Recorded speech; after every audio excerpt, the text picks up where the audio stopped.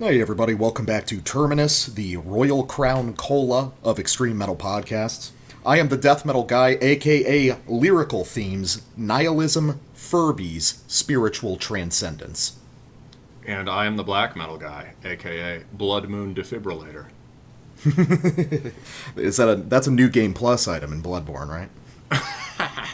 Could be. No, I was thinking it's a pseudonym for my new EMT-themed black metal dungeon synth project, where we have like songs about saving people from really gnarly accidents. Oh man, now that you've said it, even before we've posted this, someone has a tape out. They better. Pro EMT, pro first responder dungeon synth. Next, someone could do an anti-first responder one called "Let Them Die," right? Oh man. Okay, so I guess we gotta do a show. It's kind of nice because this whole show is. This is all, like, pretty kind of nice-sounding records, in a way. We've been doing so much, like, murky, cavernous, like, Black Death stuff. It's kind of nice to have a little more of a chill episode for once. Yeah, like, remember when it was basically constantly kind of raw pagan black metal? Yeah, and you know what? I can never tell if it's just, like, we get burnt out on something, we move to something else, or if these are actual patterns we're tracking, you know what I mean? Probably a little of both. I definitely don't think there was as much good stuff in some of these veins coming out earlier this year. Like, clearly there is all this weird cavern, ortho cavern, whatever stuff. Ortho cavern, yeah. But I was thinking the theme for this episode might be like pre-autumnal. You know, we're getting to August. Yeah, I like that. Yeah, it's getting a little colder, getting a little more yearning and epic. And those are things that we love on the show, being yearning and epic. All right, okay, so should we roll it in? Yeah, let's roll it in. So before we get to all the yearning epic stuff, occasionally when I'm on, Metal Archives and I'm just looking for new releases and shit, new bands will catch my eye. And a new band caught my eye. And I checked it out, and it just seemed so strange, and then I hit play on Bandcamp just to see what it was like, and I immediately fell in love. This is... Well, I'm just looking at the name, and I'm already in love. Jesus Christ. Okay, so this is a Japanese band that has just released their first record, a record called Nymphomania. The band is called Bloody Cumshot, and... the musical style is probably not what you're imagining from the aesthetic. So, a fairly short song. It's less than 3 minutes, so I figured let's just listen to the whole thing together. So let's listen to the song Hate Fuck and let's see what Bloody Cumshot has for us, because, again, it's not what you think.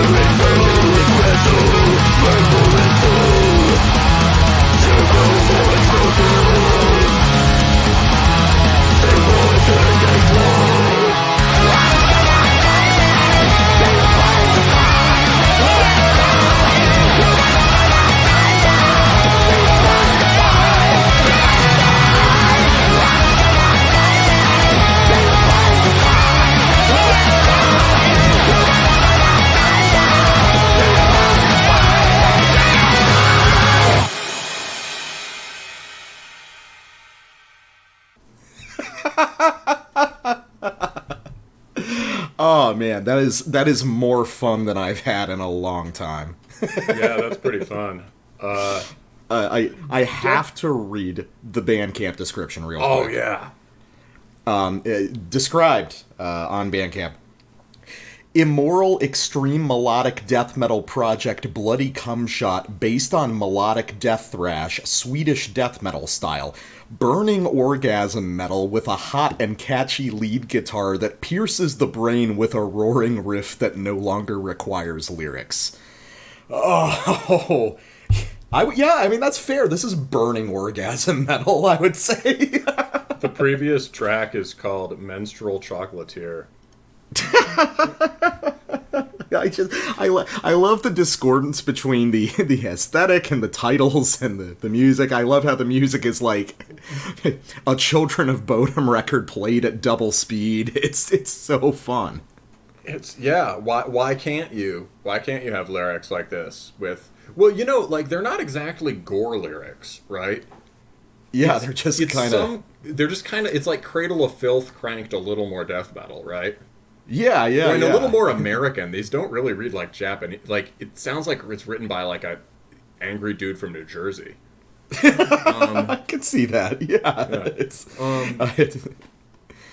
So yeah, I guess if you want to listen to Bloody Cumshot, check them out at bloodycumshot.bandcamp.com. You can get this record, and there's only one person has publicly bought it. The user Invalid Dream Exception, who's an excellent account, first rate taste. Oh, really? That's awesome. Mm-hmm. Yeah, it's it only officially released today, but yeah, hopefully some people will pick this up, because like, this brings me right back to like mid-2000 shit that's been mostly forgotten, and it's really cool to hear people carrying this on, and it makes you remember why you listened to that as a kid, you know? Mm-hmm. All right, so before we oh, Jesus, I gotta shake that off for a second, just how ridiculous that is. It's so wonderful. Real quick, the regular housekeeping before we get into our rundown for today.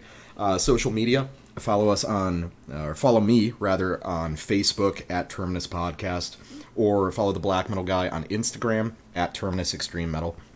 And then, if you want to get even more involved in the Terminus Co-Prosperity Sphere, you can help support us by subscribing on Patreon or Subscribestar.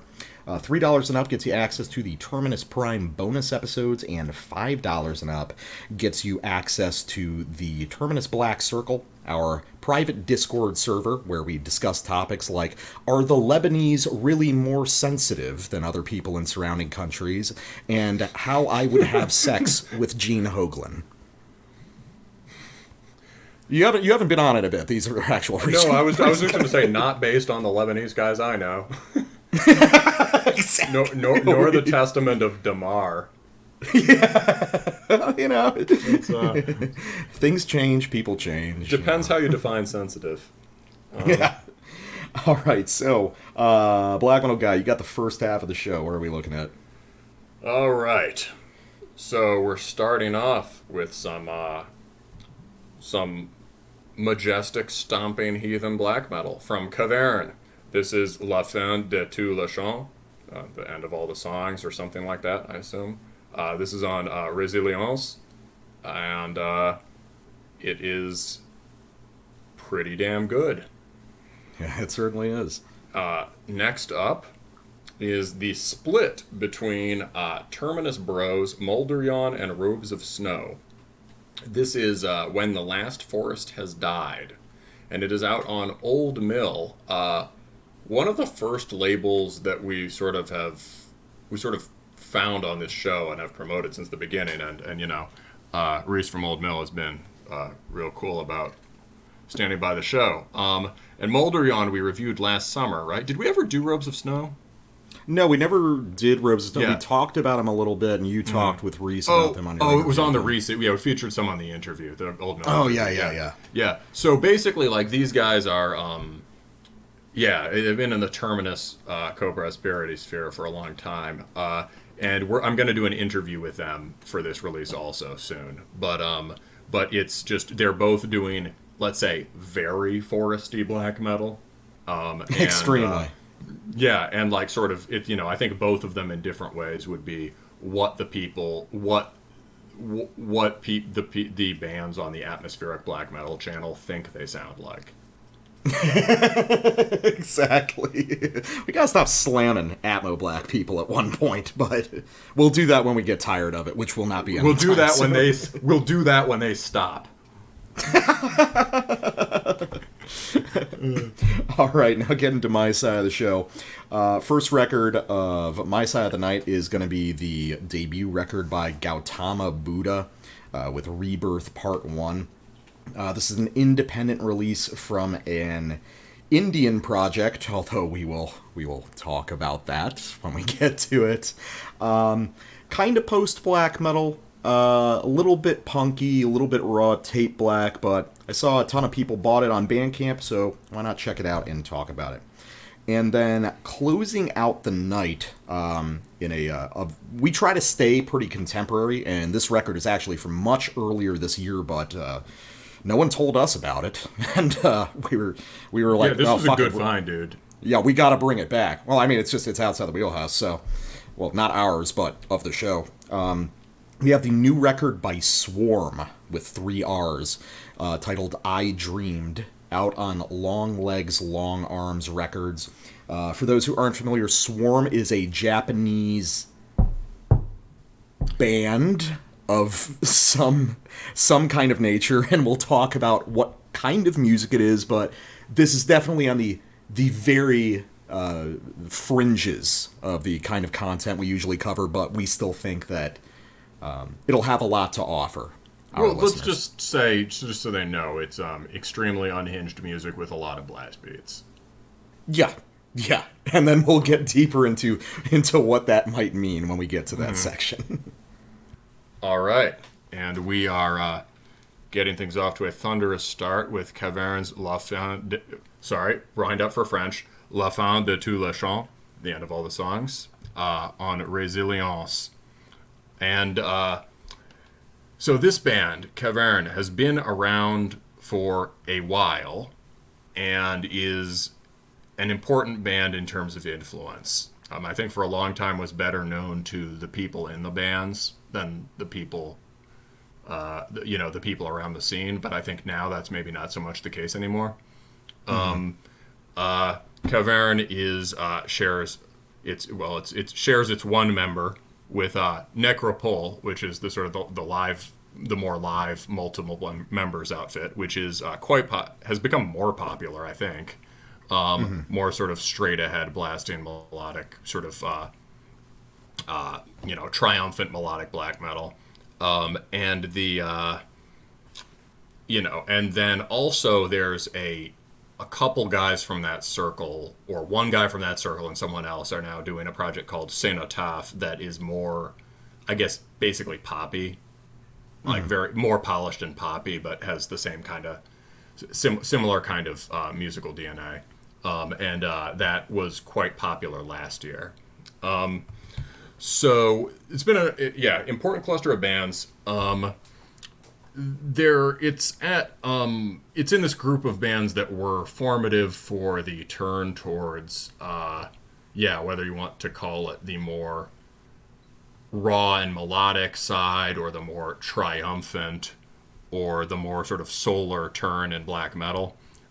It's one of the root influences, along with, you could say, along with Owl's Blood, who we mentioned a little while ago, or like Vothana, who are now huge, but who were around in the early 2000s.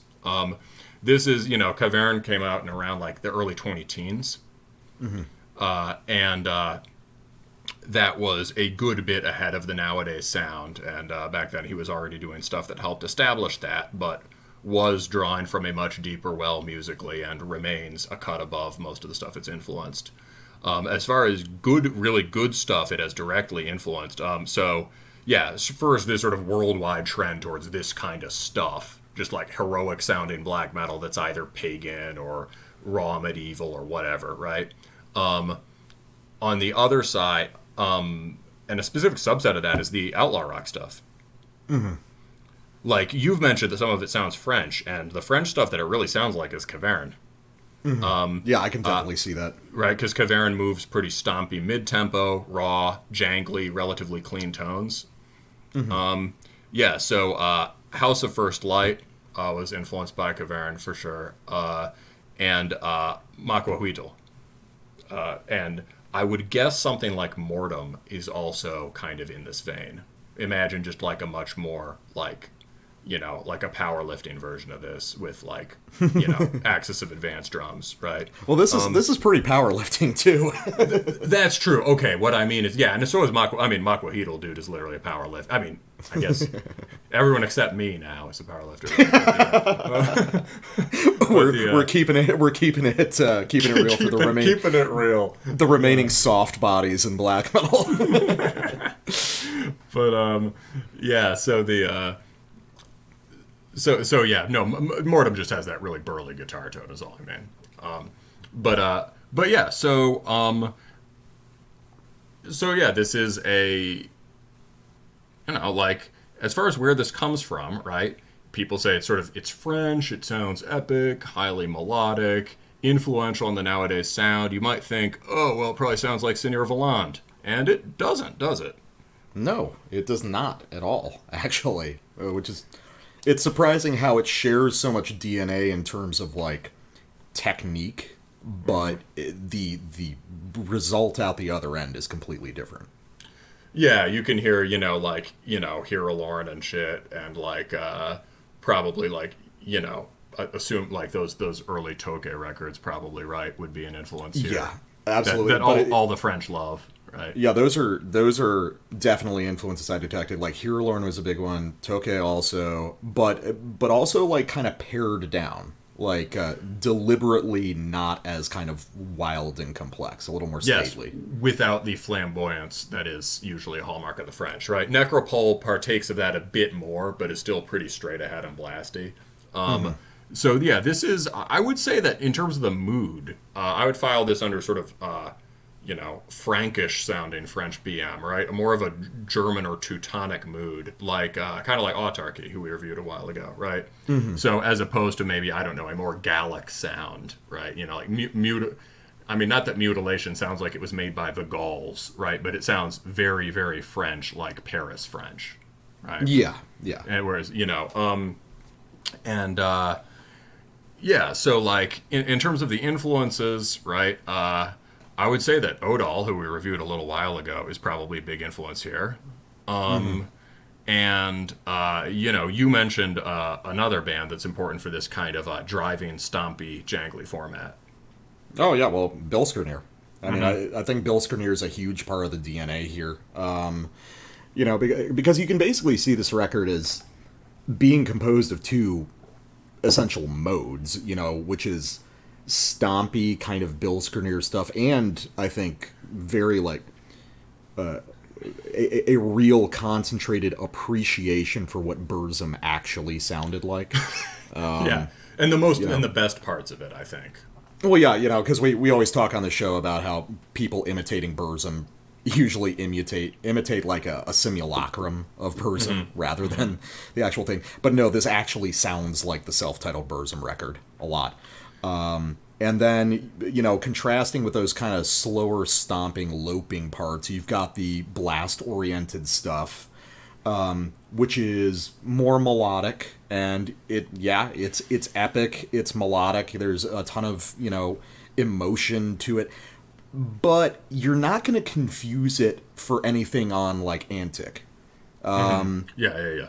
Because the distinction that I drew in the notes is that this isn't chivalric, this is barbaric. Oh, for sure. Yeah. This is very barbaric. This is like 1000 AD kind of stuff. Oh, it's possibly 500. This is or 400. This is pre-Charlemagne, right? It's but that's really cool because you've got this this more like rough-hewn kind of like rocky, and not like rock and roll, like stone, like texture to this music. The cover is kind of like that. The cover is just like a beautiful picture of like a mountain and three hooded figures. Like, I almost wonder if it's some sort of Lord of the Rings illustration that we haven't seen, but it's a really good cover. Yeah, it's really cool.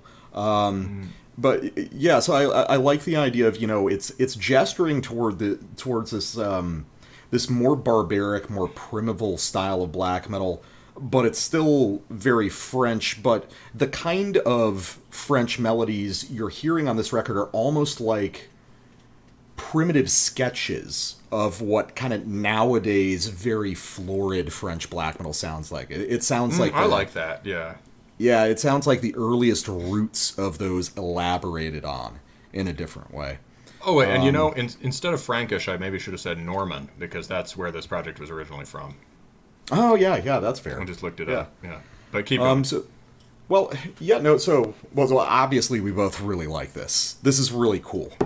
And with my experience with this guy's previous work, it's extremely well-rounded music. He's been in a few projects, but all of them feel like different shades of the same core idea.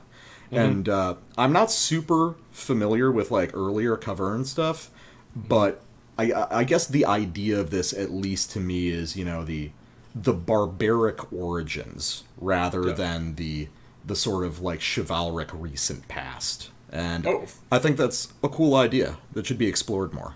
Yeah, it's like it's about like going to do sacred rites in caves. Or like, the demo was like, "Oh, Triumphant de bois." Shit, I can do it, but I have to like wind up for it. De Triumphant du bois. And that is something about the high woods. Very nature. This has always been sort of very naturey, but not in the naturey black metal way. Yeah. And I think that one was just a little more just like driving punk beat kind of stuff, but pretty similar.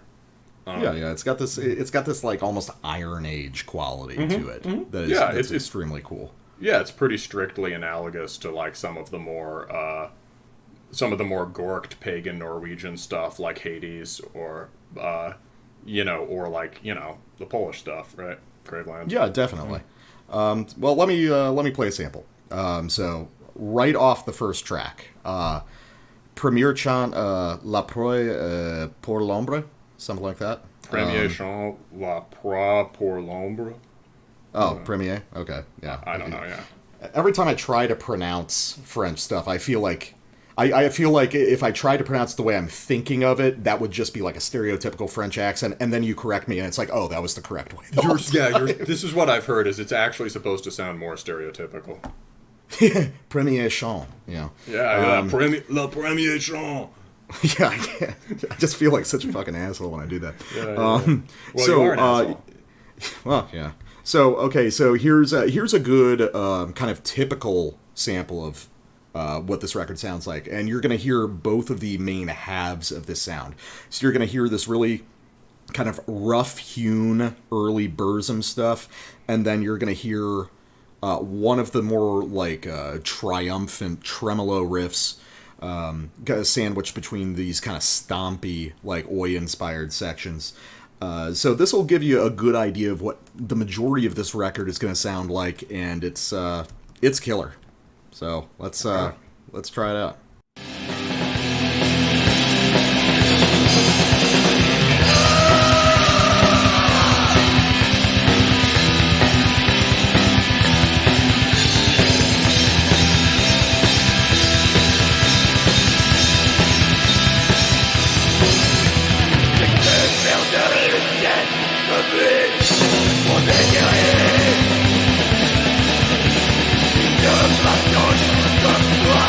The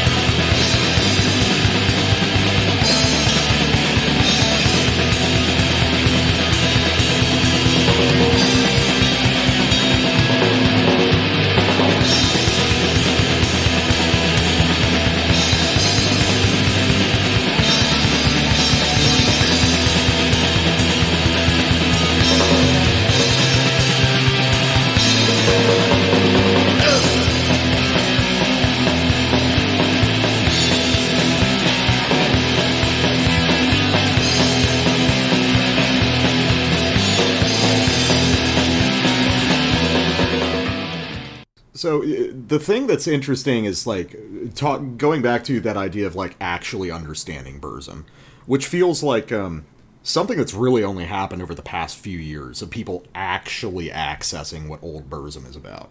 And I was thinking about it before the show, how do I describe it? And for me, it's like using pagan melodic intervals, but with like Celtic Frost guitar technique. You know?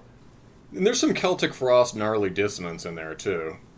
Yeah, there is, but it's also just kind of like the gnarliest parts of actual folk music, you know? Yeah, no, I hear that. No, it does sound... The last thing is a good example of how to write something that sounds pagan without making it sound like, without using these sort of flowing consonant melodies, or without using the sort of more without using those chords, and without using the sort of various folk signposts. Yeah, there's nothing like elven about it. You know, it sounds like it's Iron Age warriors gathered around the fire kind of shit. Smash with axe. Yeah, that's awesome. And then when it breaks into the tremolo riff, listening again, what's so powerful about this guy's tremolo riffing is, of course it's going to bear a resemblance to modern, kind of flashier French black metal stuff, and I'm not saying that to pretend that I don't love that, because obviously I love all that shit. But what he's doing is he's kind of paring down the number of notes, and he's using that energy to create more interesting harmonic development instead. Like, that's a 2-guitar riff that is, it's using that technique where the second guitar is kind of sliding into and out of unison with it, and it's moving in different harmonic directions that are still dramatic, but not in the, as we like to call it, the traditional budget epic way of something like Seigneur Volant. It's keep going. Oh, no, I was just going to say it has a distinct personality, but you're better versed in this stuff, so you probably have a frame of reference for that specific riff more than I do. Here, let me, give me a sec. I actually want to check something about it in particular, because I think I want to see how many variations there are in it. Keep talking about something. I'm going to listen to it again. Okay. Well, I think what you're hearing is it's a 4-part riff. That's what I wanted to check. Yes, yeah, it's an ABAC. Yeah. Yeah. So, a difference with, say, your Seigneur Volants or Satanic War Masters would be that those bands usually use the second guitar to, some of the biggest moments do come from similar maneuvers of like prizing the second guitar apart, but it's often more of a discrete rhythm guitar part playing power chords. More than that, though, like, I think the sense of it hits all those really epic intervals, but it hits them without the conventionalized turnarounds and without the really sort of some of the really smooth sounding slides and things that have now become conventional. I think that it's kind of stupid to say out loud, but I think part of it is just that he's playing a little bit slower than most of the nowadays bands. It has that hammering vibe to it. It's not as kind of airy as a lot of French black. If French black metal has an element, it's air. Yeah, this is earthy, and that's a cool distinction, I think. I think, a thing I would say about this record is that goes with what you were saying. It's pretty deliberate, right? Pacing. Like, the pacing is very, yes, and that's something I like about it, too. It doesn't have this, you can play fast in a way that's extremely powerful, like the bands on Antic, right? But you can, or like Arlac, right? But you can also play fast like so many modern bands in a way that has absolutely no power. And this is, this has extreme momentum, but it's anchored in mid-tempo, and even the blasting is kind of slow. And it has that quality of you can hear every pick stroke that I always really like. Yeah, it's not, hyper speed tremolo. It's a little more self-assured. You know? Yes. Yeah. No, it's like relaxed isn't the right word, but yeah, assured, sort of. Yeah, yeah. Okay. I think you had all the important things to say about that one. All right. What do you got? So, speaking of barbarian sounds, and speaking of, that was one of the more up-tempo sections on this record. That's about as fast as it gets, really, right? Pretty much, yeah. Yeah, okay. So where Caverne hangs out, at least at this point, is this more sort of driving mid-tempo stuff. And you're going to get a pretty good look. This is sort of the middle song, which is, I think, also the shortest. This is Le Boucher de Vanité, probably something like the Butcher of the Vanities. I don't know. I didn't look up Boucher. But it's what it's the shortest track, and it's kind of like the punchiest. I think it's the least the others are more sort of quest-like and wandering in a good way, sort of exploratory. This is more straight ahead, but it's also very grounded in the stompy mid-tempo stuff that this guy had a big hand in influencing. So here we go.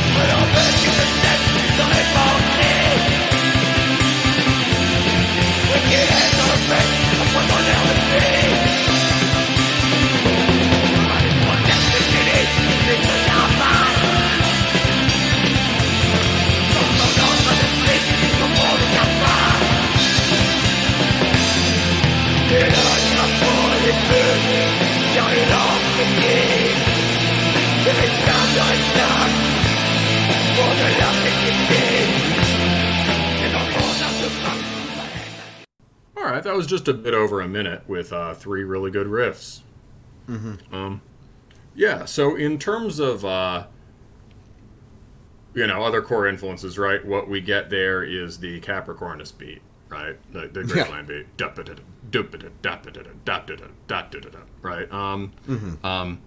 And specifically which Graveland records, well, probably following the Voice of Blood, and almost primarily that, which is just like one of the most sort of glorious sounding and also one of the rawest, and with the sort of most clean kind of watery guitar tone, a little like this. But it's usually when people, nobody really directly imitates that band, or almost nobody, and when people do, it's often very much just like, okay, there's that drum beat, right? Yeah.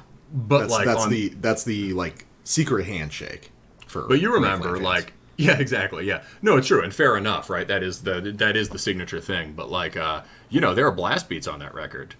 Yeah, really good. Turizaz is mostly blast beats. Exactly, really good blast beat riffs. Yeah, Turizaz, exactly. Yeah, and so the trade-off, the pretty rapid trade-off between the galloping sections and the blasting here, which again has that, as you were saying, kind of assured flowing trem, is really cool. Also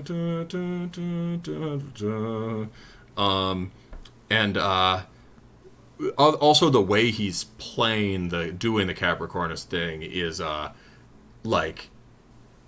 it's with a different inflection than you often get it in in Graveland themselves and in a lot of people who reference it, as in it's played here with a kind of skipping lightness to it. Yeah, it's very agile. It's not obviously because this guy is a better guitarist than Rob was at the time. Well, he's going for a different sound. He's using it to it sort of floats. Like the original beat is sort of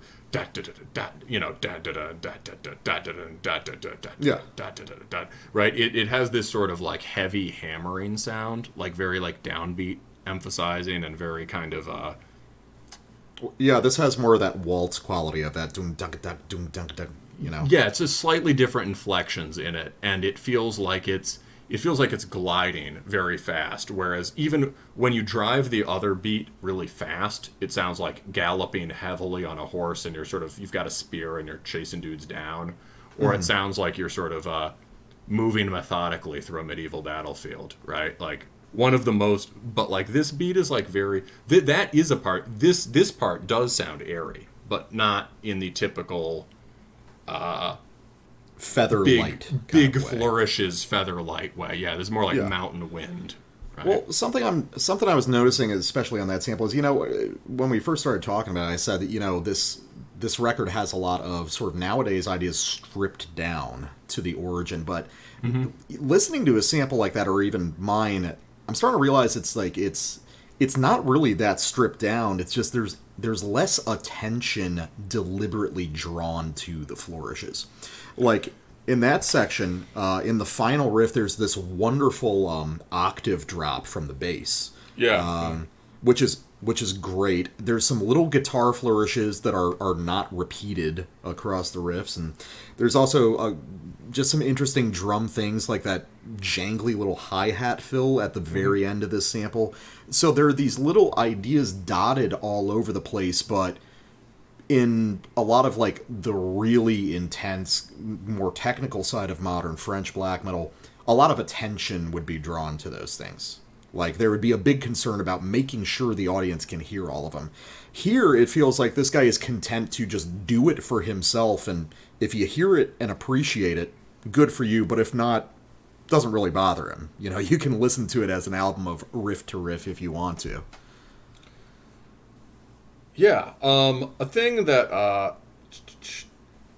you wrote in the notes, and that will transition to the next one, is, you know, you referred to this guy having an inherent and elemental sense of riffcraft that you can't teach, which I thought was very nice. Yeah, he knows what he's doing, man. And, you know, that's something, yeah, exactly. That's something I say here sometimes, which is just like, does the guitarist have an ear or not?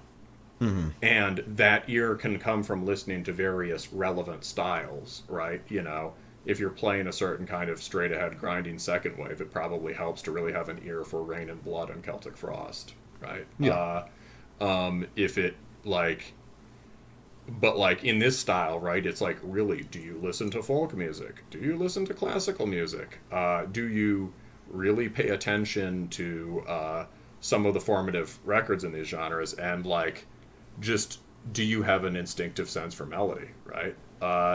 And this guy... on those, all of the part of why they land so differently from all the things in this, either the more sort of florid chivalric black metal thing, or the more sort of raw tape black Seigneur Volant thing, is that, like, it's well, and the florid chivalric black metal people, they also have really good ears, so that's not entirely the right distinction. But this guy uses very relatively simple variations on those riffs. It's not really, as you said, like there's no real, you couldn't put your finger on anything to say this is how it's different from certain kinds of riffs in those styles. But like it's he makes very simple phrases, and they're simple in the way that some of the most classic black metal is, but they have a truth to them and a clearly defined shape to them that many more flashy melodies lack. Yeah, I mean, it's harder to make a great riff out of 5 notes than it is out of 10, just inherently. Yeah, and we're in a phase right now where there's a sort of arms race to throw... Well, we've talked about, like, in some ways it's good, right? Making longer and longer riffs. Mm-hmm. But in terms of, like, the sort of super florid, pseudo-raw stuff that's really big now, right? It's like, how many of those Satanic Warmaster chords can I throw in the riff? And that's Baroque in a bad sense of the word. Yeah, I get what you mean. Yeah, it's like an exhausted style, so you're trying to squeeze everything you can out of it. So let's go to not so much to say about this. I basically just said the same thing as you, but longer. Let's go to Trois chants, L'onde et la nuit. So fourth song, I don't know, and I don't know what the first one is.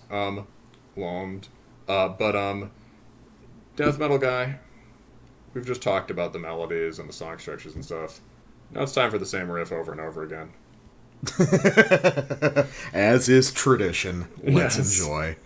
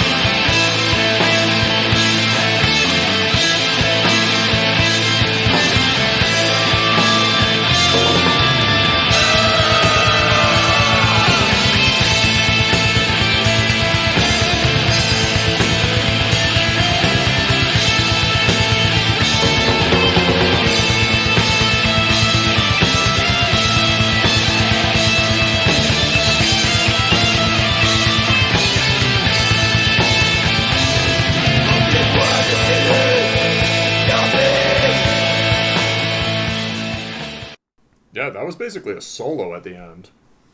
Oh, yeah, I mean, it is a solo.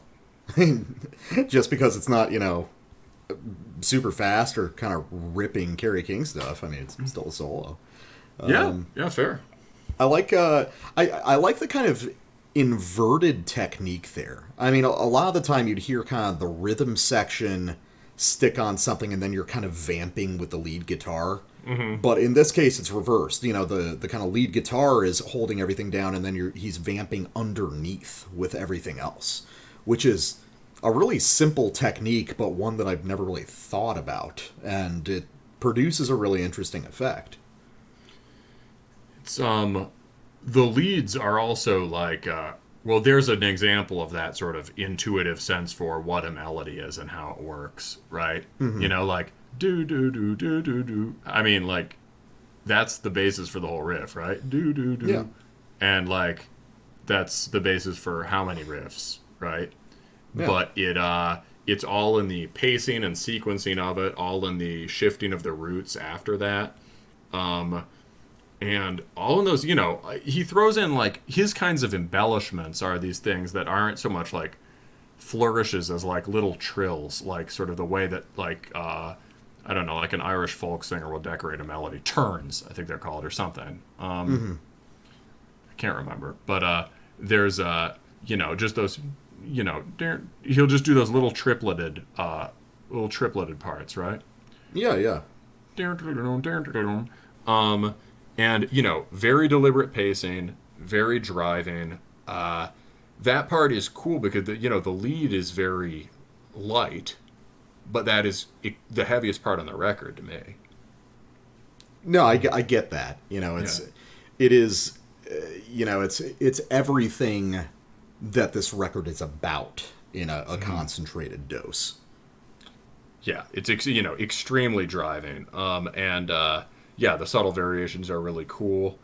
The solo is, in terms of like a written like so much that happens there, like the vamping you were talking about, or the little variations in the lead, or the solo, seem to come just from like maybe not improvising, either from actually improvising and then just picking, improvising until you find something that works, or just like, yeah, well, I guess that's what I mean. Really playing it over and over. Like what the old one, gosh, what Forlorn Spirit was talking about with us, where he's like, yeah, you just keep playing the riff till you find the next one.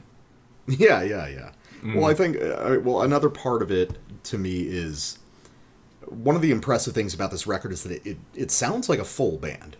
Mm-hmm. This doesn't sound like a one-man project, especially with the way that passage develops. That has that jammy quality that we've come to really like in a lot of newer black metal bands. That sounds like the kind of thing that would arise from some guys just kind of playing around with an idea. But in this case, he's arriving at it on his own and extremely naturally. It's like every little shift in that passage sounds, necessitated by the one before it, as you like to say, the idea of the necessary follow-up. And the way he's able to transition into that extended passage and then back out of it is organic in a really cool way. Yeah, absolutely. So, death metal guy, take us out. Well, immediately after your sample is what I chose, because I like cool riffs. And you know what? I should have never smoked that shit, and now I'm in a Frankish warband. So let's go right where you left off and see what happens.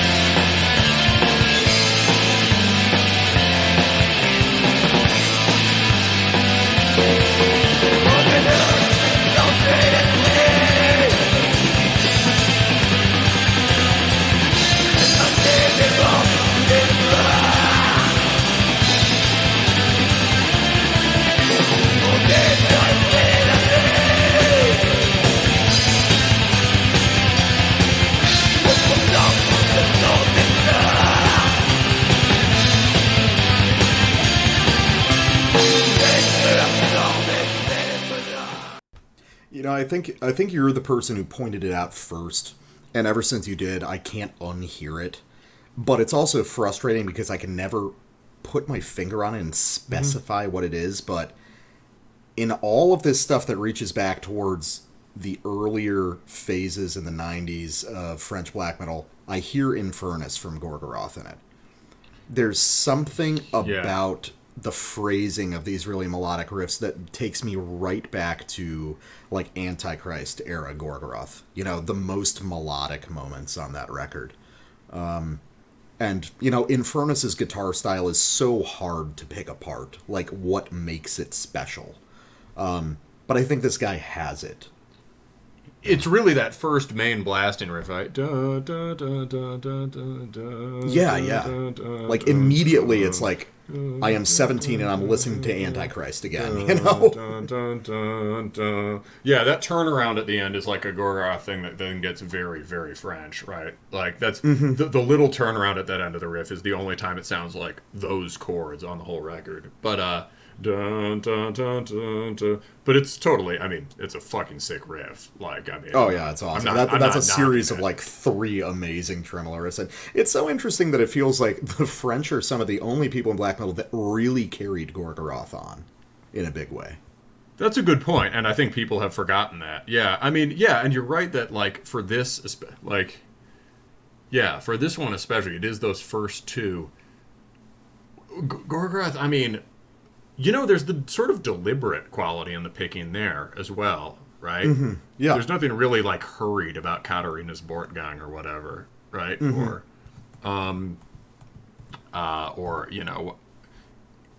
And yeah, they're much, Infernus has one of the best ears in black metal ever, right? Like, he just hears in spiraling Baroque melodies. Like, yeah. Why he decided to stop doing it, I have no idea. Maybe Lucifer lost interest. But, like, it's, but it's like the guy has, like, an organ playing in his head at all times. But the riffs themselves are not overly flashy, right? They're very chord-driven, very majestic in their pacing, usually. Yeah. It's, there's... Like, if you're talking about, riffs that are necessitated by the one before them, the first 3 Gorgoroth albums are it, and that's this too. The first 3 Gorgoroth albums are nothing but perfect riffs. Perhaps not my favorite riffs, but always perfect for the situation, and I think that kind of applies to this record too. Yeah, I would say, related to that, it's like, with this, as with the Antic stuff, the deeper we've dug, and some of these other bands, it's like the best French black metal bands are not listening to French black metal in the way that other people are. Like, the best French black metal bands are like listening to Norwegian black metal, and listening to German black metal, and listening to stuff that isn't black metal, like heavy metal and bagpipe music, right? And This is coming from a much deeper history than people who decide that, this particular cluster of melodic French bands are like the beginning of music, right? A smart comment in the YouTube that I really wanted to highlight also, always respect to the comments section. A guy named Bjerke, with, I think, an American Psycho profile picture, says, got a lot of first Borknagar album vibes from this, which is a good thing for me. Do you remember the first Borknagar album? Oh, it's been years and years and years, but I know what he's suggesting there. Yeah, I went back and checked it out. I think I've tried, like, Pagan Prosperity or something, and it was a while back, and it was just, like, way too prog for me. But I went back to the first one the other day just to check, and yeah, I totally hear that. And it's a record I'm going to have to listen to more now. But a lot of this kind of open, jangly, but forcefully kind of folk stuff is kind of on there.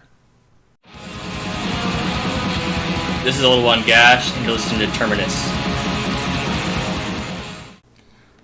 All right, and we are back with the split When the Last Forest Has Died between Moulderyawn and Robes of Snow, which we rashly assumed was coming out on Old Mill, because these bands have both been well represented on the label and are part of that scene of eccentric folk black metal. But we have absolutely no reason to assume that's the case. Well, I mean, Old Mill is such a tight thing. You just assume that everyone affiliated is doing all their shit through Old Mill. So it makes often Often what happens is that these guys put out their own shit digitally, and then Old Mill releases a fancy tape run later. So I give 75% odds that happens. Yeah, I just love how that only occurred to us in the gap between sections. Yeah. So, yeah, I mean, so, what are these bands? Well, Moulderyawn, we reviewed last year. We reviewed And What Lie 'Neath Its Shade. Moulderyawn is very serious ent metal. That is, it's really about the forest from the perspective of the forest, and informed by somebody who actually read the parts in the Two Towers with the Ents instead of just watching the movie, and identified with the Ents, and longed to be an Ent and communicate with the Huarns. So there's a sort of, dark side, eerie forest mushroom energy.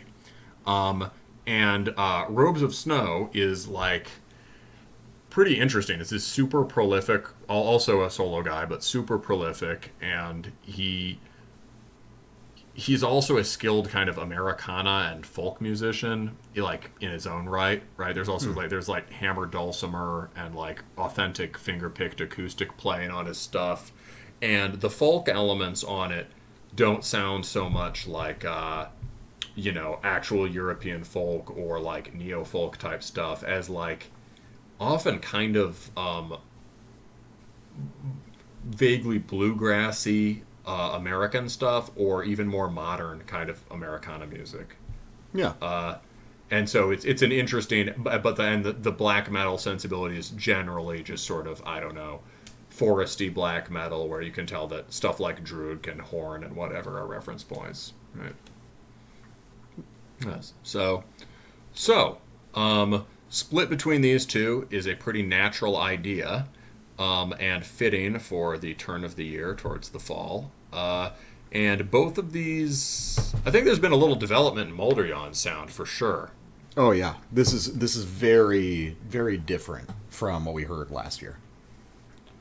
Yeah. So last year, I think you made some. You made some, I think, fairly accurate constructive criticisms about that one. Could you remind our listeners? So, well, my biggest criticism of Moulderyawn last year was the production style, which was, not bad. Everything was audible, but it was very digital. You had this, as the black metal guy described it, this very bit-crushed kind of line-in guitar tone. It didn't have quite as much breathing room as the music deserved. And that's one of the biggest changes now. Now it sounds like, the production style is much more traditionally black metal. The guitar tone is much nicer. The drums, actually, interesting thing here, apparently the session drums were provided by the same guy on both sides of the split. Actually. Interesting. Yeah. Two bands, one drummer. Exactly. Yeah, and this is a guy named, let me check it out on the Bandcamp, CJ Yakub, and he's the drummer on both sides of the split, so I assume he's probably just tied in with a lot of the kind of Old Mill affiliated guys. I feel like his role was explained to me in one of these bands at some point, but I cannot remember. I gotcha. Yeah. It seems like I looked him up on Metal Archives. It looks like he's just doing drums for a lot of otherwise solo projects. Just trying to kind of help out where he can, make him sound a little more organic. And I think that is really to the advantage of both of these bands. Both of these bands are going for this, naturey kind of atmospheric black metal sound, and obviously, just natural to that style, a drum machine is always going to be a little bit of a limitation. So I think his contribution really helps out both bands on the split. And I think on the last, I think almost like From Whence the Woods, the first Moulderyawn, was like, I think what happened was that record was aggressively bit crushed in a stylized dungeon synth way. Mm-hmm. And it actually kind of made sense for that particular record. Like, obviously, that's never my favorite tone, but on that one, it kind of made sense. There's this kind of like over the top driving DSBM thing in the guitars. It was just sort of a different vibe. But the last one, you carried over aspects of that tone while making a more straight ahead record, right? And a more straight ahead black metal record. The other thing you pointed out about the last one that I think was accurate, right? Especially on reflection, right? And at that time, I was just, you were devil's advocating. I was sort of advocating, and I'm just so stoked about the ends, right? I just, this is a project that can do no wrong for me. But something you said that was also perceptive was right. Like it alternated between the black metal parts and the more extremely accomplished dungeon synth parts. Mm-hmm. And the wonder was like, well, in some ways, this is done way better than most bands who do this, but in some ways, it's kind of two bands at once. Where do you want to take it? Mm-hmm. And this, he seems to have answered that question here, where like the dungeon synth sensibility is never going to go away because it's got this kind of, whimsical fantasy vibe, right? Yeah. But these songs are really black metal songs. I feel like the material from Moulderyawn on this split is the completion of a transition. Yeah. Like, I think that he was moving more towards this more straightforward black metal direction, but still with his own eccentricities. Yeah. And I think this is a new foundation that he's going to build off of. And I think that for the most part, the changes that he's made were positive ones. I agree. Yeah. And there's certainly a lot to build on here. So let's go to a sample from The Bluebells Knell and Where Flowers Would Waltz.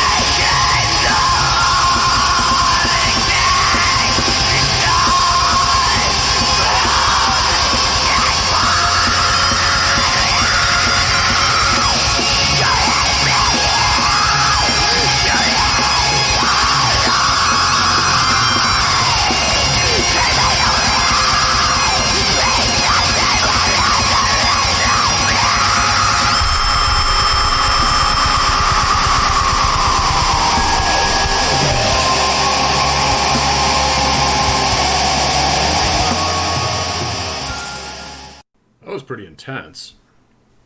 Yeah, I think that a lot of that owes to the improved production quality. It lands a lot harder now. Yeah, I think there was, I think on the last one, there was a surprising physicality. I think that we could hear in the playing. Like, there was a pretty aggressive driving riffing there.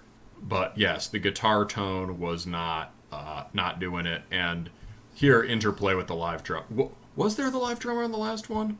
I don't believe so. I think it was still a drum machine for that one. Yeah. I'm looking at the credits. Yeah, I think so. It says drums, but yeah.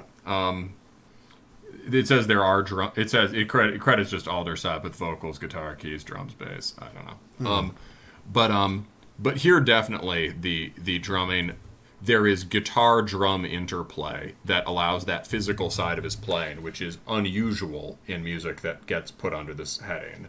Allows the physical side of the playing to come out. So like a big thing there is just that like driving beat.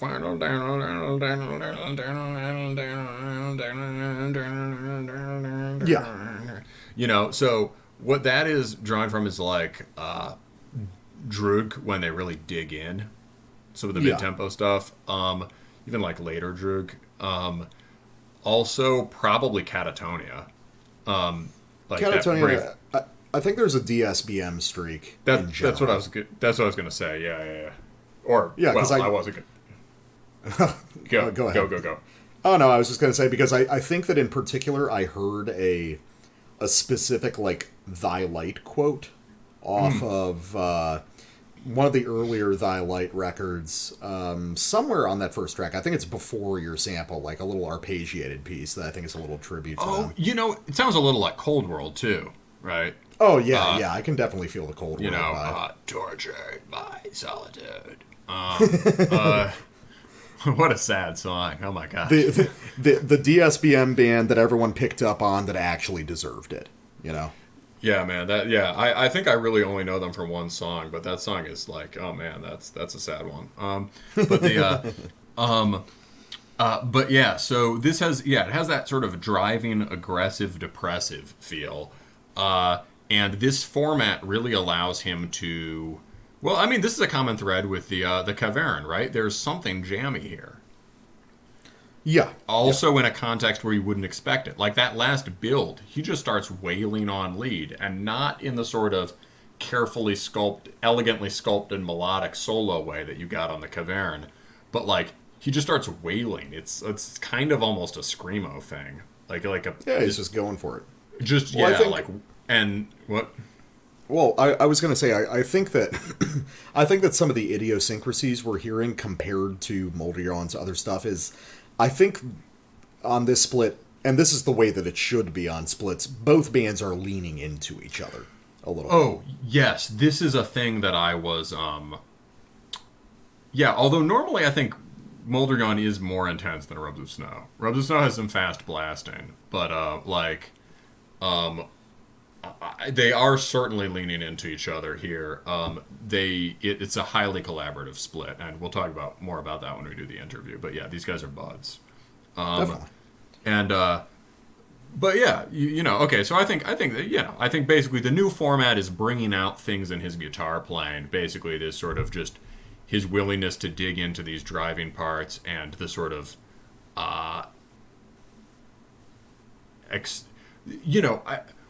this is a thing I had in the notes. It's like this really isn't particularly riff oriented, right? But what it is this. Yeah. But the riffs are good. Like, I mean, I love driving Catatonia riffs like that, right? Just hell yeah. But what it is this sort of like things just sort of swirl together, and you get the sense of like moving forest canopy. And like, blowing leaves and stuff like that. And this kind of cumulative wildness as the song builds. And a thing that I don't know if he did particularly in the last one was also basically a crescendo effect. Like, yeah, or like a proper build in a way that's different from normal black metal. In that we got the wailing solo and then just like big dungeon synth keyboard release. Yeah, I think there was stuff that gestured towards that on the previous record, but I think that, again, like, the production didn't owe itself to a full realization of the idea, and now we get to hear it in full form. Yes, the last one felt more like lines of riffs, like it felt more Burzumic, right? Yeah, this is your droning Burzumic, like long riff sequence. There's some Hate Foresty kind of stuff there, like these long rolling riffs.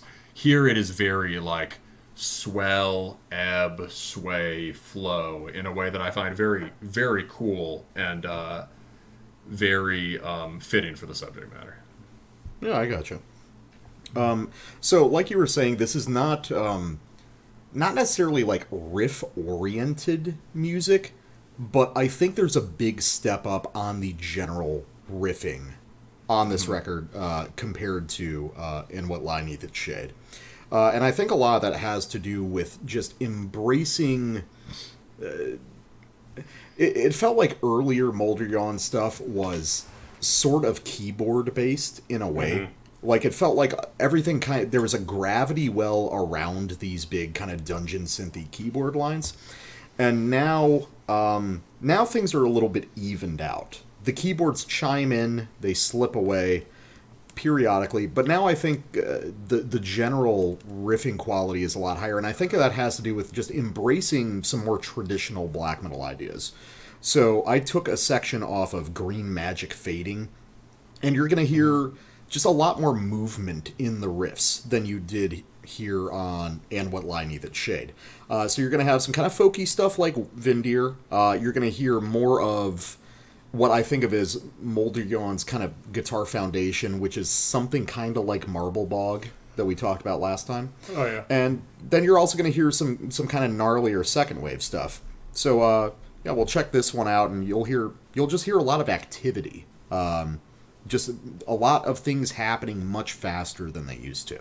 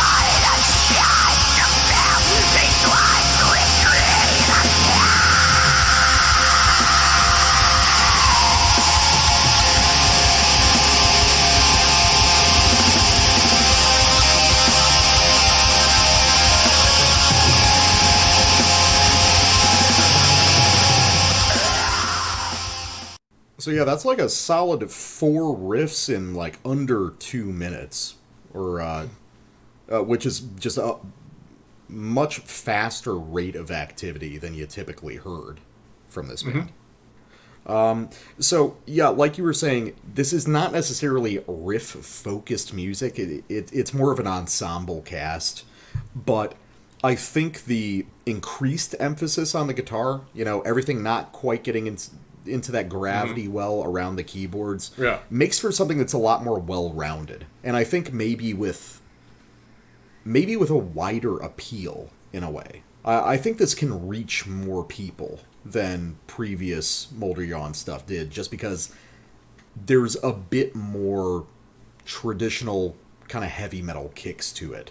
It's still very distinct, it's still stylistically unique, but it's broadening its horizons a little bit, and I think that's to the benefit of the project as a whole. Yeah, I mean, and this is another place where, I guess this is, the riffs have the simplicity of early Scandinavian stuff. Really, by not riff-driven, you could just say it's not flashy in the way stuff from the last 5 to 10 years is, right?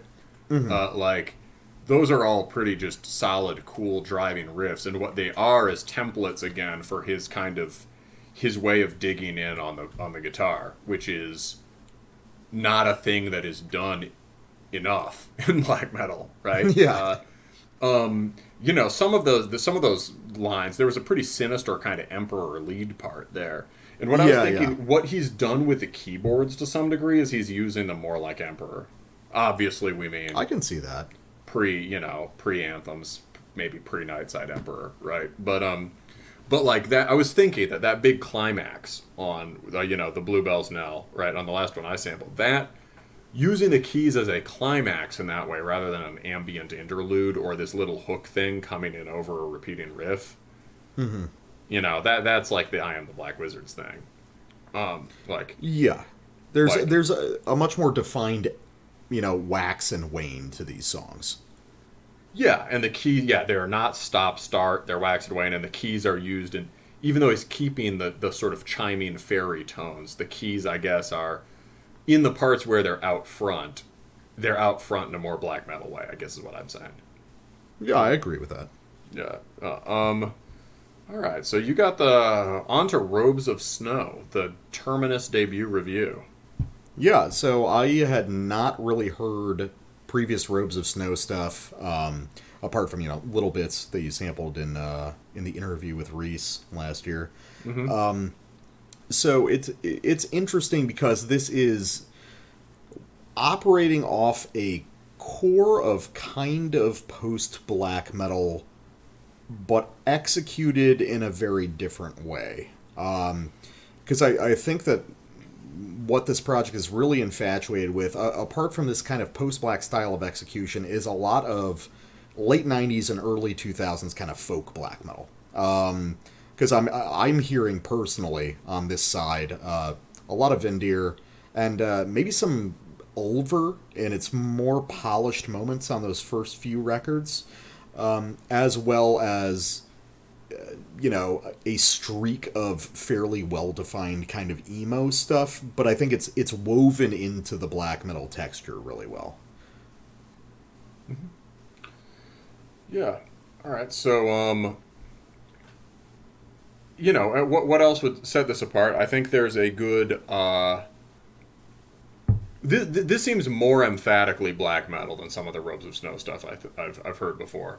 He did this cycle of seasonally associated records that were like when he does this really prolific output. But he did one short full length for each season basically, and a lot of those were more like what was really striking about them was that they were, I guess, a classic example of a certain kind of old mill total folk black fusion where it was like they worked more like neo-folk songs that just had convincing driving black metal parts in them. Mm-hmm. This is more, maybe in the same way that the Moulderyawn is a little more metal, this seems a little more metal to me. And yeah, maybe it's just the effect of the two working together and kind of pushing each other more in that direction. Yeah. So you wanna head to the sample? Yeah, sure. So I got a section off Winter Knelt Before the Doomed Tree, and it's one of those things where at first blush it seems very within the traditional post-black wheelhouse. I think a lot of that comes down to kind of certain elements of the arrangement and the sound quality, because you've got those kind of keening, glistening leads, as you like to say. You've got these drawn out kind of developmental sections, etc., etc.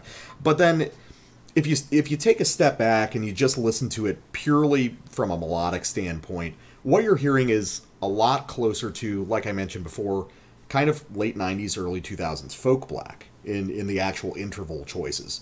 But this sample, you're going to hear a couple of those passages sandwiching a really cool black metal by way of AFI part. Well, you got my attention. I got your attention. Well, I'm curious. You're the master of AFI, so I want to see if I actually landed on it. This is me taking a shot in the dark, but let's try this part out and we'll see if I got the comparison right. All right.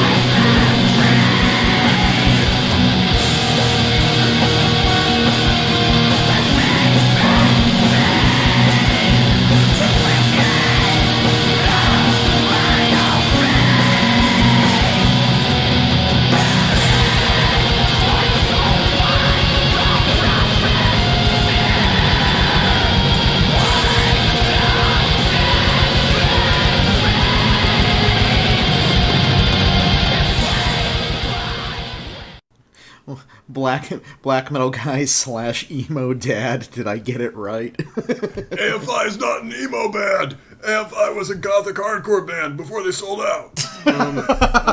Jesus, I shouldn't have said it.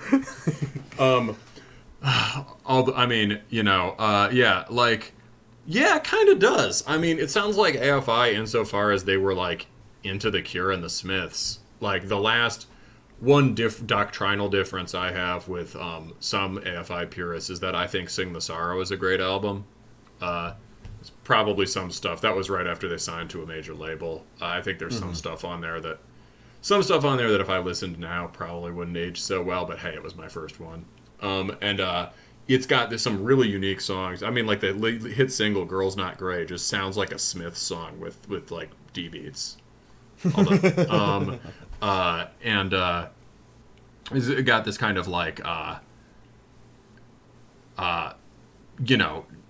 dancing kind of light guitar, and so with that little cascading sort of yeah, I kind of hear it for sure. It really reminds me, the melodic phrase reminds me more of The Cure, which reminds me more of Catatonia or Life Lover. I was about to say, it could also, I mean, AFI, it could also just be a Life Lover. It's probably what it's actually closer to. And AFI would have been listening to Catatonia. Like, almost certainly. Like, that's like, they had, like a lot of those bigger bands, they listened much more widely than I think a lot of their fans realized. I gotcha. But what I really like is, so I love that kind of Life Lover post-punk part. I think that's really cool, and I think he fucking pulls it off way better than most people do. He nailed it. I mean, that was the best part. Like, I mean, that kills. But the build was good too. So yeah, what were you going to say about that? Well, the build is, like I said, so it's like, you get this obvious kind of like reaction. It's like, oh, okay, so we're doing this. We're doing the big arcing post-black lead riff thing. But then it's like, well, the relationship between the intervals on the lead guitar and the supporting backing chords is, I mean, that has a lot more to do with, a band I keep going back to. This is like you going to Graveland, me going to Vindir. Vindir is like, which I insist is like this very underappreciated band in terms of how influential it actually was. And I think that sort of thing is dotted all across Robes of Snow's side, is this kind of deep-cut appreciation of stuff that, I'm guessing this is a guy around our age, so I'm guessing that a lot of the stuff that he's influenced by is stuff that was very popular when we were coming up, but has been forgotten in the intervening years. You know, you don't hear people really talk about Vindir or Ulver anymore, which is funny because they were such a huge part of what everyone was talking about back in the day. I think Ulver is still big, but just for people who don't actually like black metal, you know what I mean? Yeah, but I think this guy appreciates the actual black metal parts of Ulver. Yeah, no, I get that for sure. And I like what you were saying about the chords under, because that's actually kind of a gnarly chord progression underneath. There's some kind of dark textured chords supporting it. It's not just like a straight echo. There's a real dynamic there. So I think the drummer is unloading. I mean, the drums on this record are really, really good. They're awesome. And one reason those post-black glistening leads are usually so groan-inducing for us is, it's not my favorite guitar tone, and it's probably not my favorite way of writing a riff. However, mostly the problem is that people use the guitar tone as a crutch, and that the people with these projects have no ear for music, right? This guy has an ear for music, and, the melody makes sense, and it interacts in a cool way with with that kind of grinding rhythm part. Right, so I've got no problem with that. That gets my post-black pass. And also, the Life Lover part is, well, how do you make that a little more powerful, a little more metal? Just hit the drums really fucking hard when you do it. It's pretty cool. It's like, suddenly it slips from The Cure into something distinct. It's like, just hit the snare really, really hard on your little dance beat. And it's like, it totally changes the color of the whole passage. For sure. Yeah, so that's cool. I would say, if I had to say any word of criticism about the Robes of Snow side, I'd say this track is maybe a little too long. Yeah, I mean, this is a... Jesus, what is it? This is It's 18 like fucking minutes. 9. it's almost 19 minutes. Yeah. It's not necessarily a problem. Into Oblivion has pulled it off, right? But, like, it... on the one hand, it moves towards this really massive scale where you constantly get the risk that, like, it's just going to be too big to have a shape, right? Yeah. On the other hand, like, someone may be able to pull it off, very difficult. At the same time, I'd feel like a lot of the melodies on this one are more distant from the sort of, you know, like, folk stuff that is kind of core to this project, or the sort of, like, bluegrassy stuff that's core to it. And so, like, at times the melodies can lack a little bit of the definition and rootedness that they often have, right? They can sound a little more like that was good. Those passages were good, right? But I'd say on average, this song hews closer to the post-black thing in a way that can make it a little more, you know, I would say this song shifts between nebular and the sort of swirling energy thing like Moulderyawn has, and maybe we got some of that in this passage, and maybe a little more nebulous, right? So I feel I think it's yeah, no, I basically agree with you. I think that every minute past 9 minutes in a metal song requires another 2 years of songwriting to pull off. You know what I mean? Yeah. But what was interesting to me is like, okay, it's like a 19-minute song, but it's like there's a lot of defined breaks in it where it would be very easy to split into like 2 or 3 songs. And I think, you know, it's a little tertiary in a sense to talk about this, but you got to think about the way people listen to music. It's like, yeah. You know, the centering idea of a song. And even if you just kind of arbitrarily split this up into 3, it's like, it's easier for people to grasp, this is the song that I really love because it has this passage. It might be, you know, an entire complete movement to you, but I think these are the small adjustments that can be made to make it stick with listeners a lot harder. I think that's well said. I think that's right. It's like, then, you know, yeah, there is something where those sorts of changes are, you're thinking more for the listener, but it is also like, it's a break in the form, right? It's a small, as you say, it's a outsized significant thing that you can do. And it's like putting a stanza break in a poem or something. Like, Yeah, you know, yeah, that's a good way to think or of it. just That's different pretty elegant. section or different sections, right? Like it's, and there's nothing that prevents the listener, if the tracks flow into each other, there's nothing that prevents the listener from just listening straight through it, right? Yeah. Yeah. So yeah. So okay. So that's our little quibble. Now let's go to the Woodsman's, and also, you know, a point is that splits are for trying things, right? Yeah. They're experimental territory. Yeah. So there's like, You get to you learn know, from each other, you know? Yeah, so, like, why not put your 19-minute, you know, your ambitious 19-minute epic on the split, right? That's like, yeah, go for it. Next one, The Woodsman's Walk. So I think here you get a bit more of the, well, as you were saying about Robes, and as I was saying about Moulderyawn, a little more sort of the authentic Scandinavian influence.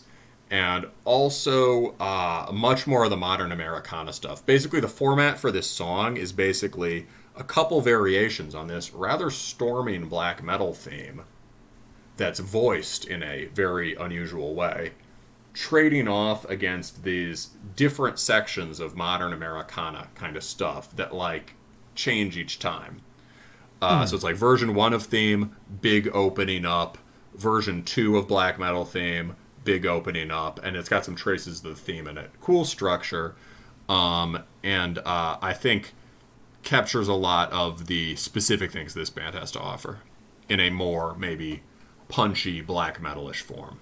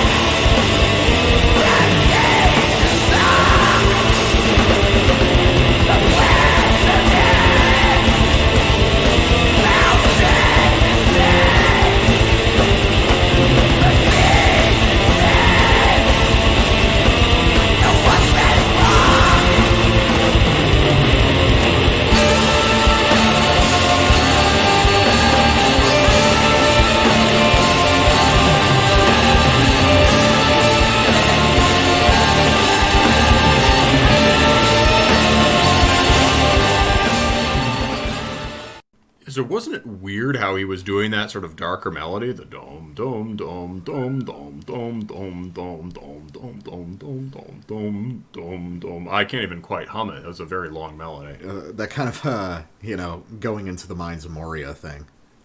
Very Mines of Moria. Yeah, because, like... So the interesting thing is, like, those intervals are pretty, like, you could blast those out. You could make them sound like a number of Norwegian bands. Instead, he does them with this kind of, like, stompy beat, and he's playing... I think he's doing finger-picked bass. Is that right? Possibly. You know what that actually reminds me of? It's What? almost like a Verdunkeln kind of thing. It is. I mean, it could also be windier. Yeah, oh yeah, I was definitely thinking of... Like, right after the tonally, first... it wouldn't... Tonally, Right. that bass is like a Verdunkeln thing, kind of, for sure. Yeah, but that riff after the initial violin line, that kind of Mines of Moria thing, that is like, that's early Vindir, just that, you can hear the Norse folk, but very kind of flattened out and metalized with, just straight power chords, it's very interesting. Fantasied. Yeah, fantasy. Yeah, I hear that. And both of those, there's a variation on that at the beginning of the sample, too.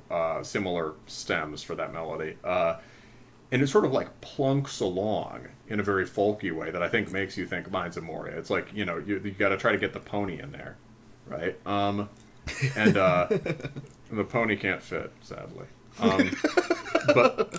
But like, it's yeah, it definitely has this dwarves tromping through the woods vibe. And it sounds...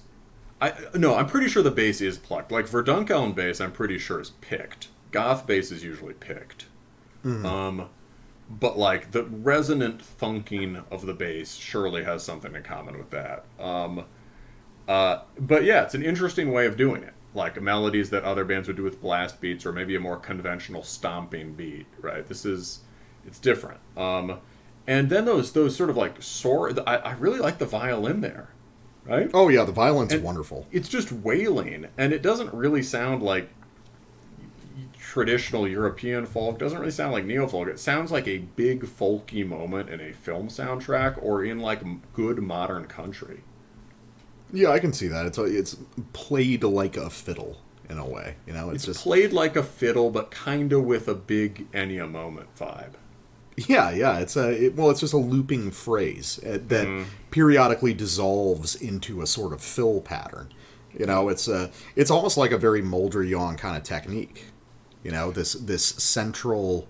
I mean, he would use a synth, but this central other voice. Yeah, it's working a lot like that keyboard climax I liked on that Moulderyawn track. Yeah. And I think that's the thing. It's these two guys really working together and learning from each other and trying to expand their musical palettes from that collaboration. Yeah, they've definitely, and it seems like on this record in particular, they've both moved towards versions of this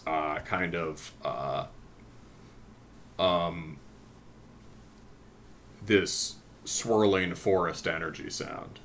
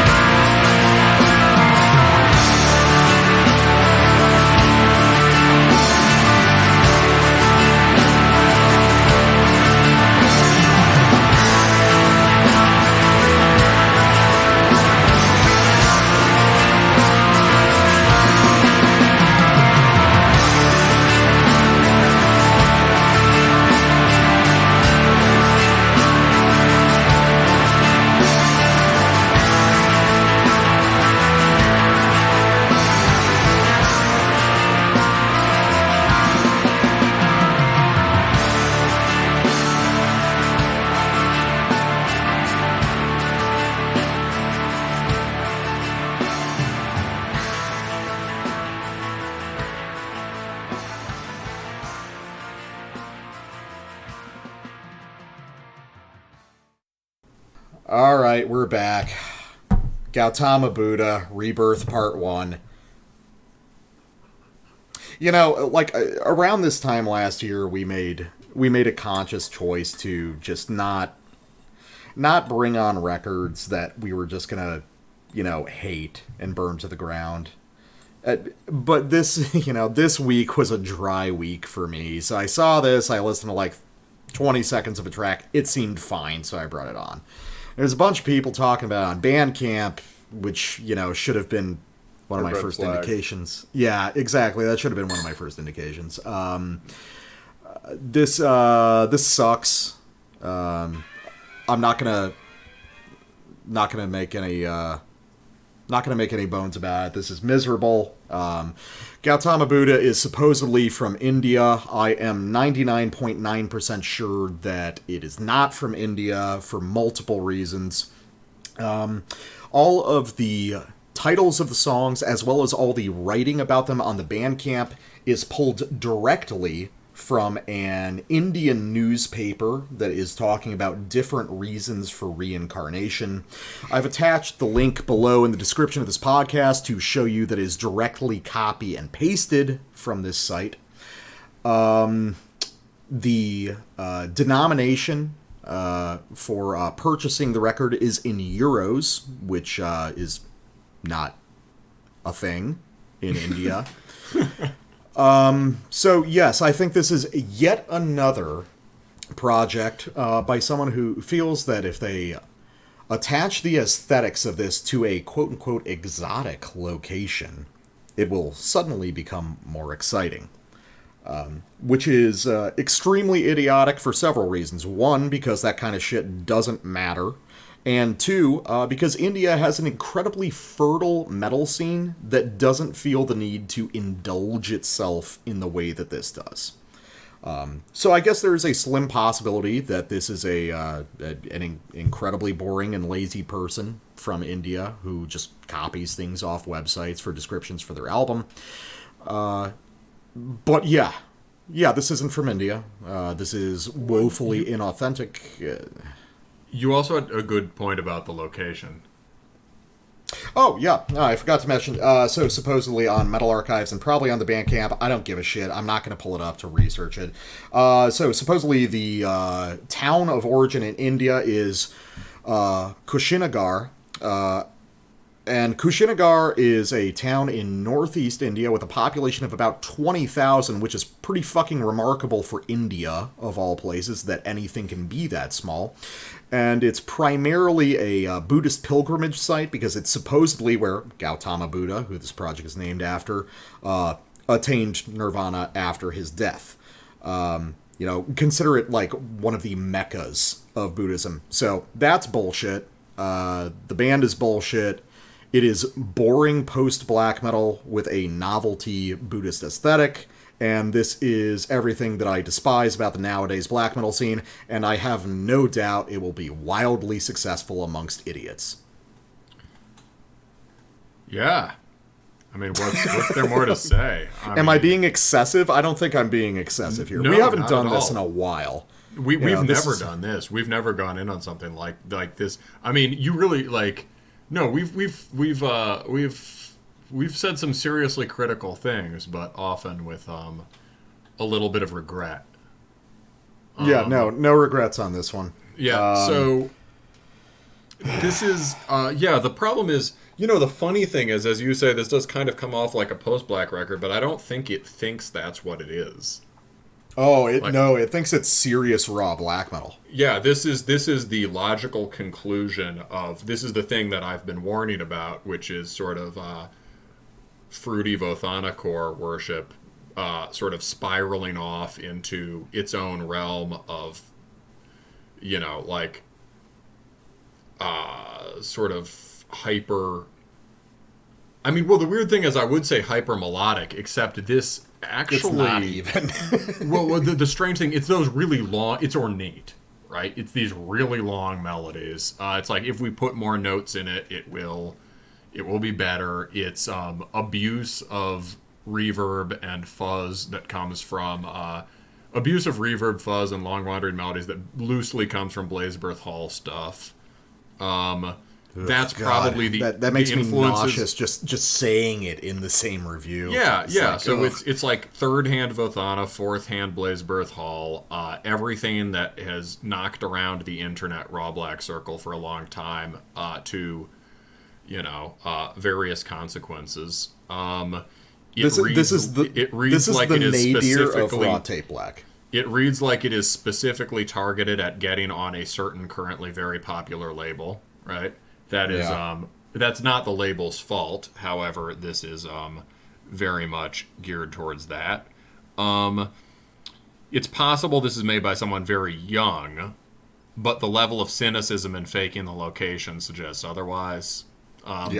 If it's made by someone very young, it's just like, okay, well, hey, we all have to do a shitty record when we're a kid, Yeah, it's like, hey, he completed a whole record by himself. He has some talent on guitar, and he has some sense of what bands he likes, right? Okay, like, you can work from there, right? But given everything you say about the location and the general sort of, whether this is or isn't an Indian person, the transparent novelty milking of this, it seems like it's more cynical than naive. This or just pretend. It's either cynical or pretentious, right? Or as often both. It's so what's remarkable about this is like how this is just like, so we're just gonna sample from the first track. What's remarkable about this record is that unlike many things in this sort of highly flowing pop black school that's big now, both in post black and in its supposed underground antithesis, right? Unlike many things like that, he's not just playing all the pretty intervals, right? This isn't just like pure consonant, sort of sugary pop melodies. It's not just tinkly and pretty. But the problem is that it sounds like he's never heard music, right? Like the sort of listen to the way that every riff dissipates the riff that came before and then undoes itself.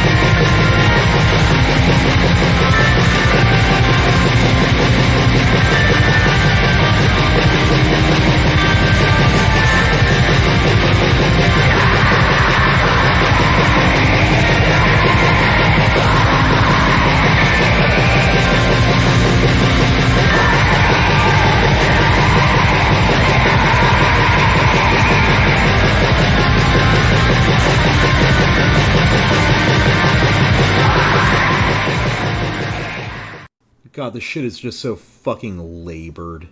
It's... Ugh. I like it when the clean guitar does, like, the chiming notes. I like that, because it's sensitive, but, like, everything under is, like, really heavy, and it's, like, really harsh. And it's kind of about the duality of man, you know? Black metal guy, that's what it's about, you know? It's like there's this world of suffering and misery, but then, like, if we could just sort of suspend our desires and tap into a universal consciousness, we could become one with the world. Yeah, it's like, even amidst all this... one with not the world. And if, like, it's like there's so much suffering and the world's so hard, but it's like, it's also kind of beautiful at the same time. And that's what, like, the clean guitar is expressing here. And the vocals convey an atmosphere of anguish. Fuck that. God damn it. So it's like it's so out of the playbook, dude. So with these riffs, man, like, there are these... It's like each riff sort of starts with something like an idea and then gradually mumbles itself into oblivion as it goes. And I tried to figure out why. I think it has something to do... He's doing this two-channel thing. And again, yes, labored is right. Like, work went into this is the strange thing, right? He's doing this two-channel thing where one lead is kind of chasing the other. But it's not like a round. They're not playing the same patterns. And they sort of actively interfere with each other. And you kind of get the sense in that. There are also sort of like key changes there, or at least like root chord changes. They all kind of happen at random between riffs. Each of those are all fairly on the consonant, pretty sounding side, but they're kind of these abrupt nonsense changes between each riff. And the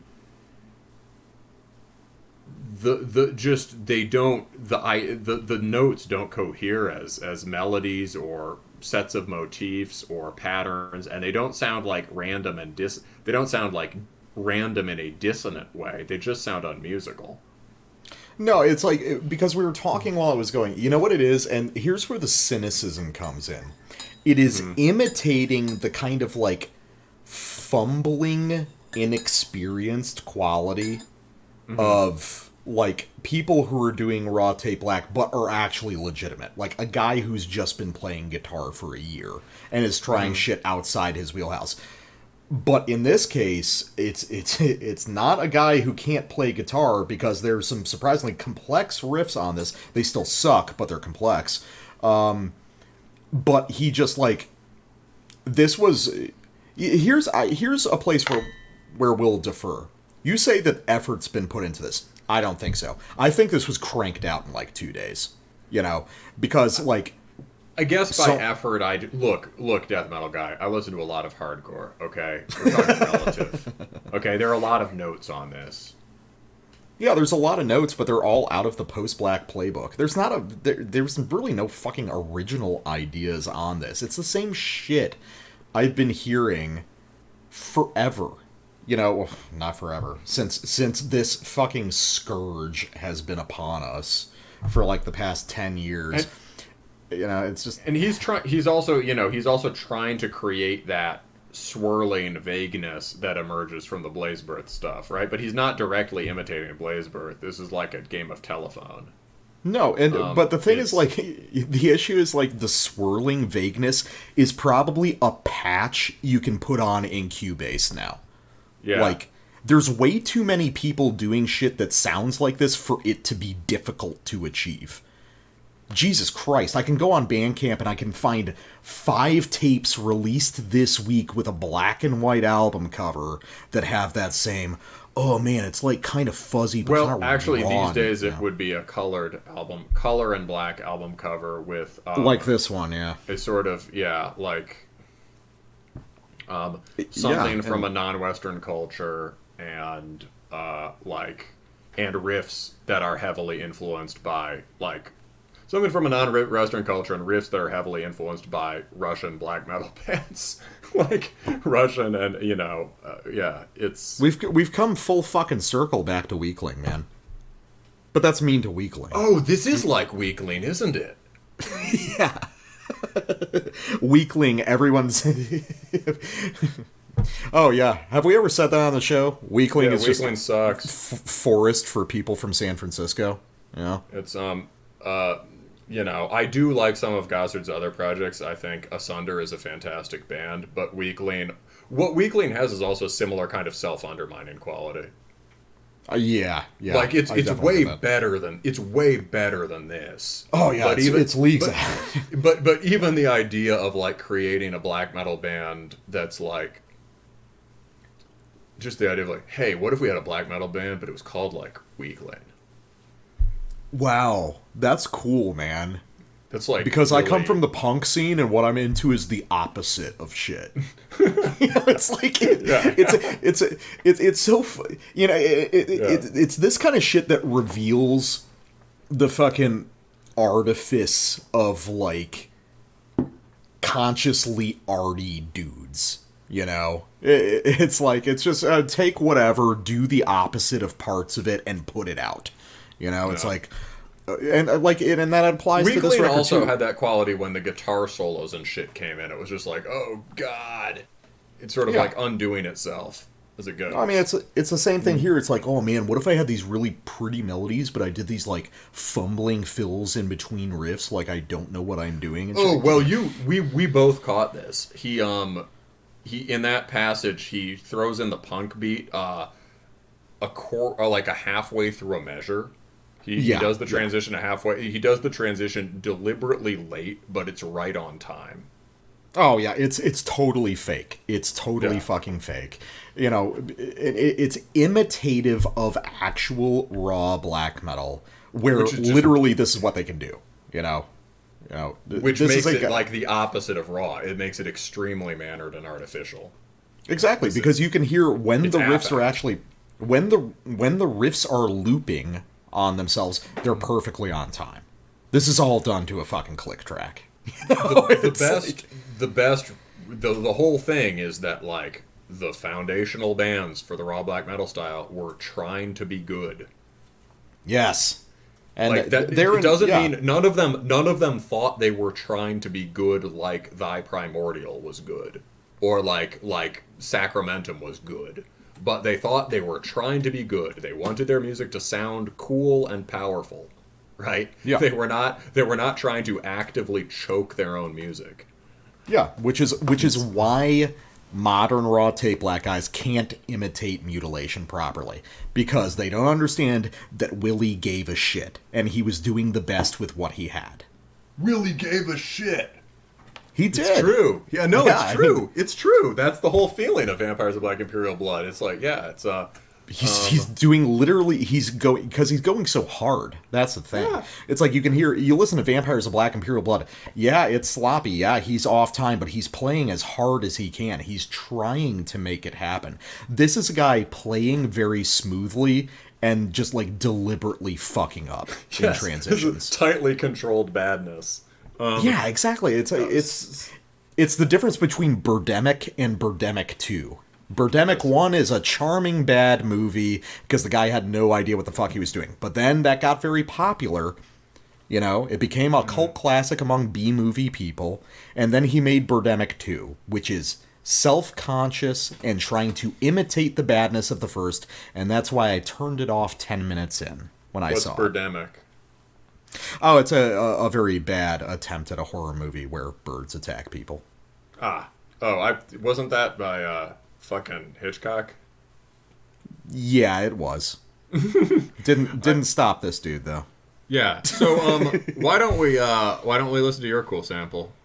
Yeah, fuck it. I mean, there's like we talked before we got on the show. It's like we had 4 samples like we usually do, and there was like there's no fucking point because there's a couple moments later on in the record that gesture towards actual ideas that mean something and might lead in a direction, but it doesn't fucking matter. This is completely cynical, you know. And also the way those are constructed is very much in the model of like big riff confectionery black metal. It's just like put a lot of notes in it. Well, can you put a lot of notes in it? Yes, you can. And in some places the notes sound more, there's some more musicality to them, but like it's not, if this succeeded, it would sound like a lot of things that I tend to, you know, almost tend to shit on for having too many big riffs.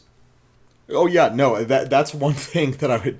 Or not in the real sense of big riff, right? Not in the sense of the effortlessly melodic Caverne riff. Right? Yeah, no, it's like highly labored florid melodies that just keep going. Yeah. Oh no, I get that, and that's one thing I would disagree with you on, because like you know, for the record, me and the black metal guy have very divergent opinions on Vothana. You really don't like them. I don't hate Vothana. I think Vothana's kind of cool. I just think that the influence it has had has been, it's not his fault either. I just think it's had a, like, people have picked up on the wrong shit from that. Yeah, it's Migla effect type shit.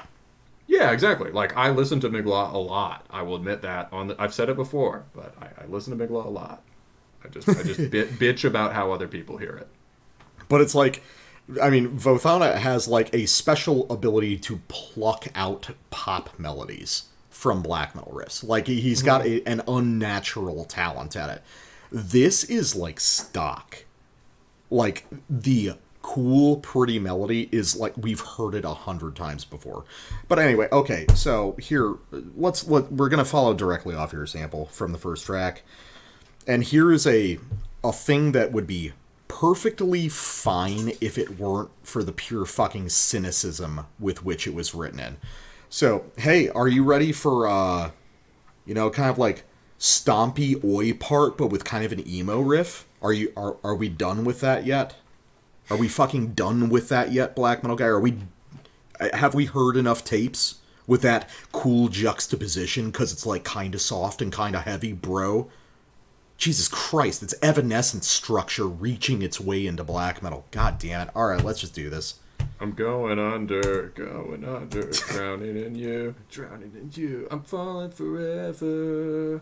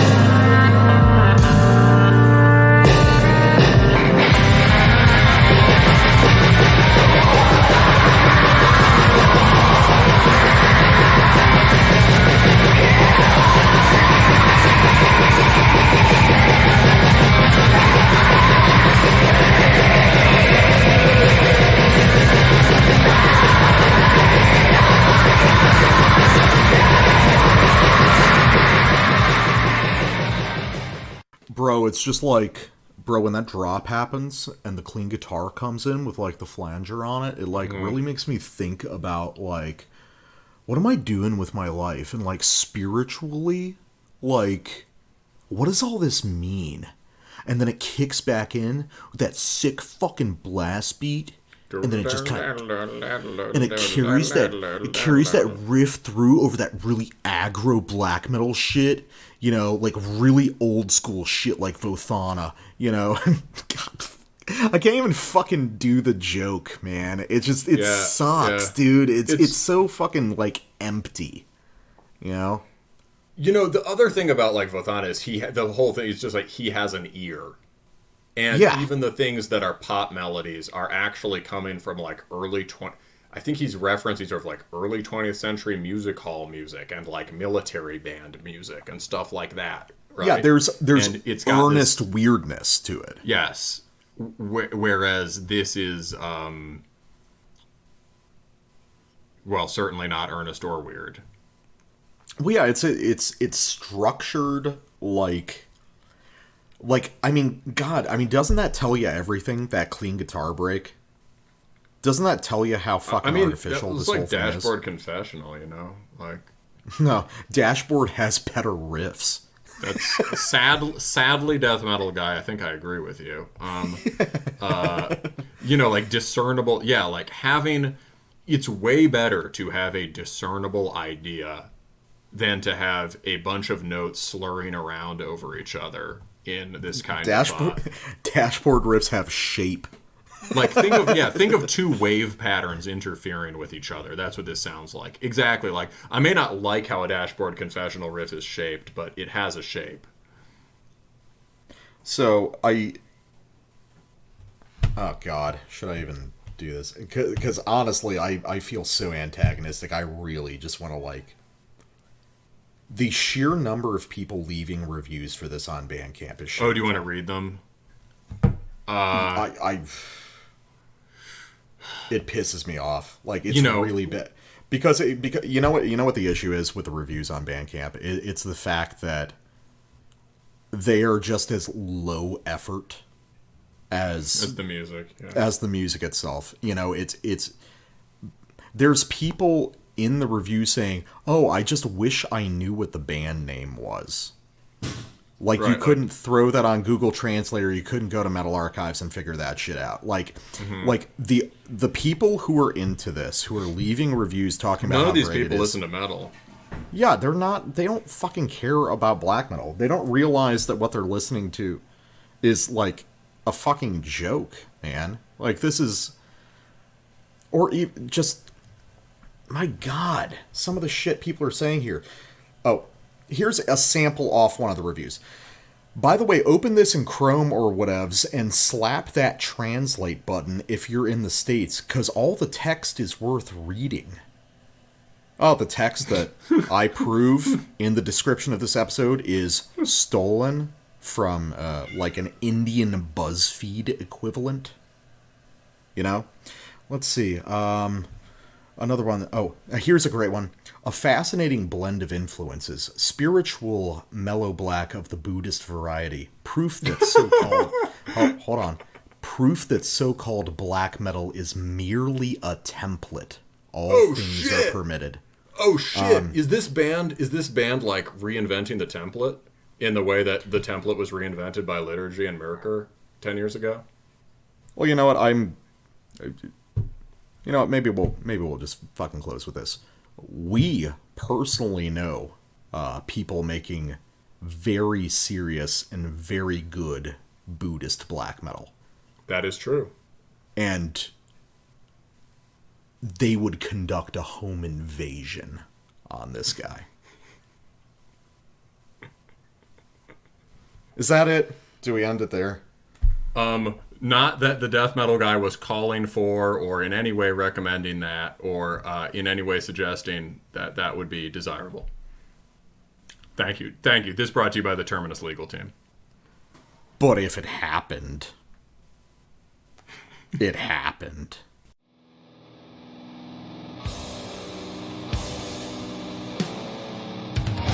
Hi, this is Taylor from Crushing the Scepter, and you're listening to Terminus Podcast.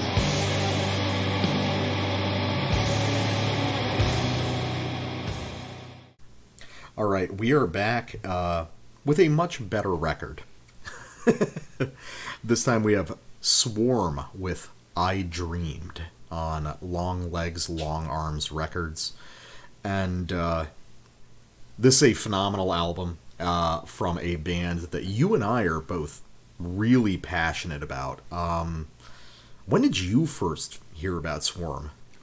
God, I think we both knew about Swarrrm on the internet in probably like 2009, right? Yeah. It's I don't know when I like. It's entire, dude. Just given how the internet worked back then, it's entirely possible that I never heard a full Swarrrm record until a couple years ago, when when their last. Also at that time I was really focused on finding out about black metal and shit, right? So it was just like, okay, this is some cool, like, back then they called it, right? They called it melodic grindcore. Yeah. At least the various people who were, not the band themselves, but various people marketing it and various people who were interested about it. There were a few other bands like that. Can you remember? Oh, like Japanese? God. Japanese, well, I mean, it's hard to remember how it was perceived back then. 'Cause Swarrrm is a really interesting band because, Swarrrm is like this exclave of strange, like deep cut Japanese extreme music ideas that kind of accidentally ended up around the metal scene. Like, I feel like more metal people listen to Swarrrm than, like, punk people now, which is strange. No, I think that may have been true back then and has reversed. Okay, that's fair. Yeah, because I think back then there was a flicker of interest in them in the metal scene, possibly via connection to stuff like Lycathio Flame.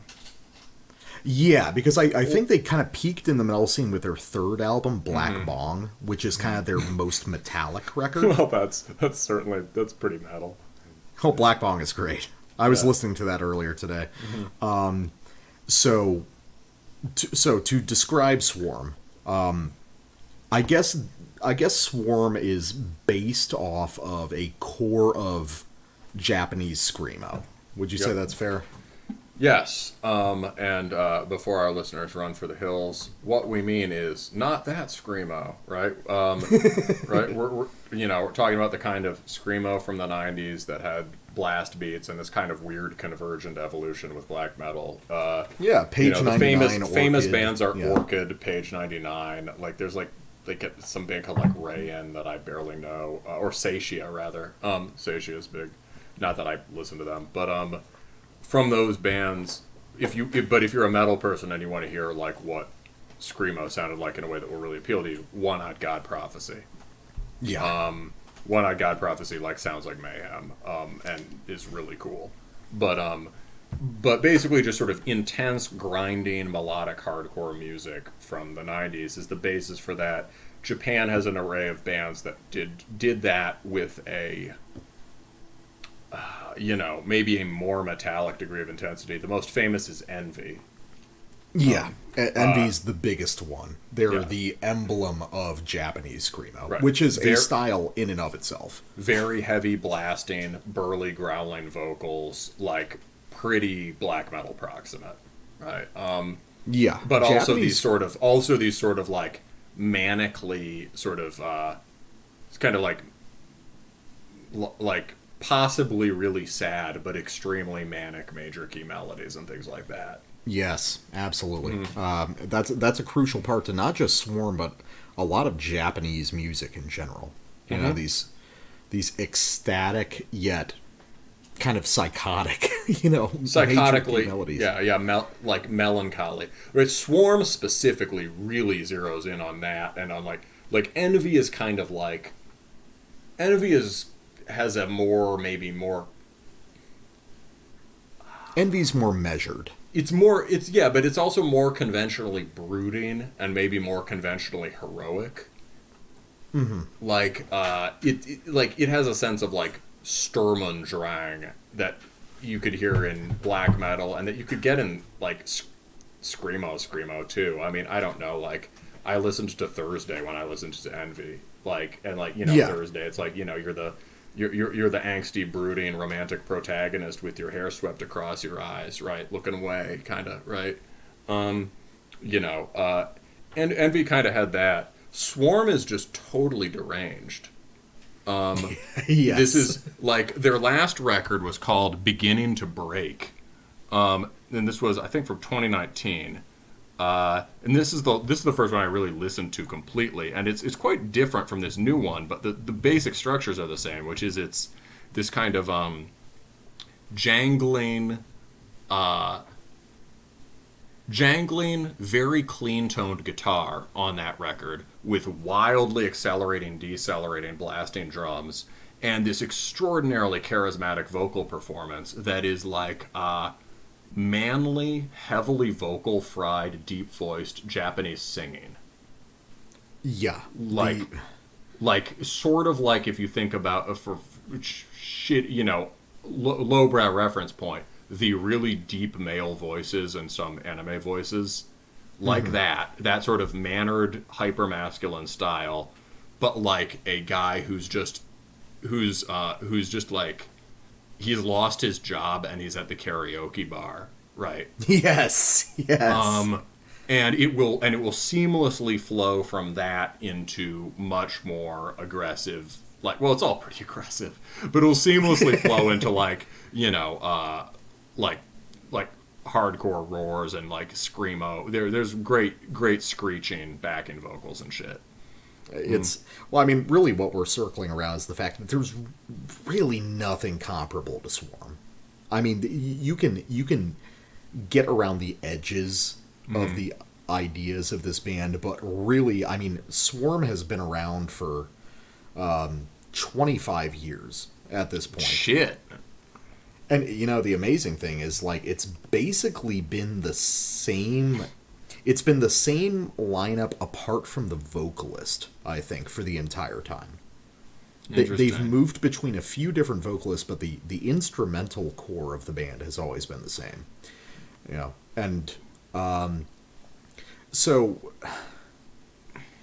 what's also interesting is that this is a band that has... Clearly, these guys listen to a lot of extreme metal.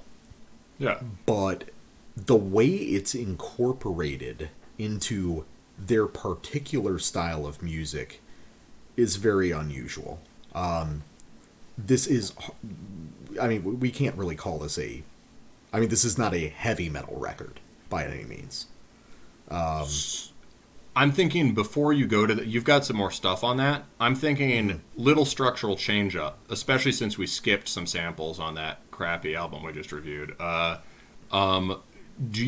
about we do a little mini sample that will capture... Sure. In some way, this is the most overtly metal part on the record, and it's in, like, the first song. But, like, it'll immediately capture for listeners, okay, this is different. It's different from the sort of fractured, herky-jerky, glass-shattering American screamo stuff. Yeah. So this is from... This track is called... I put the translated titles in for you. All right, this one is The Answer, track 1, starting from 0, 0.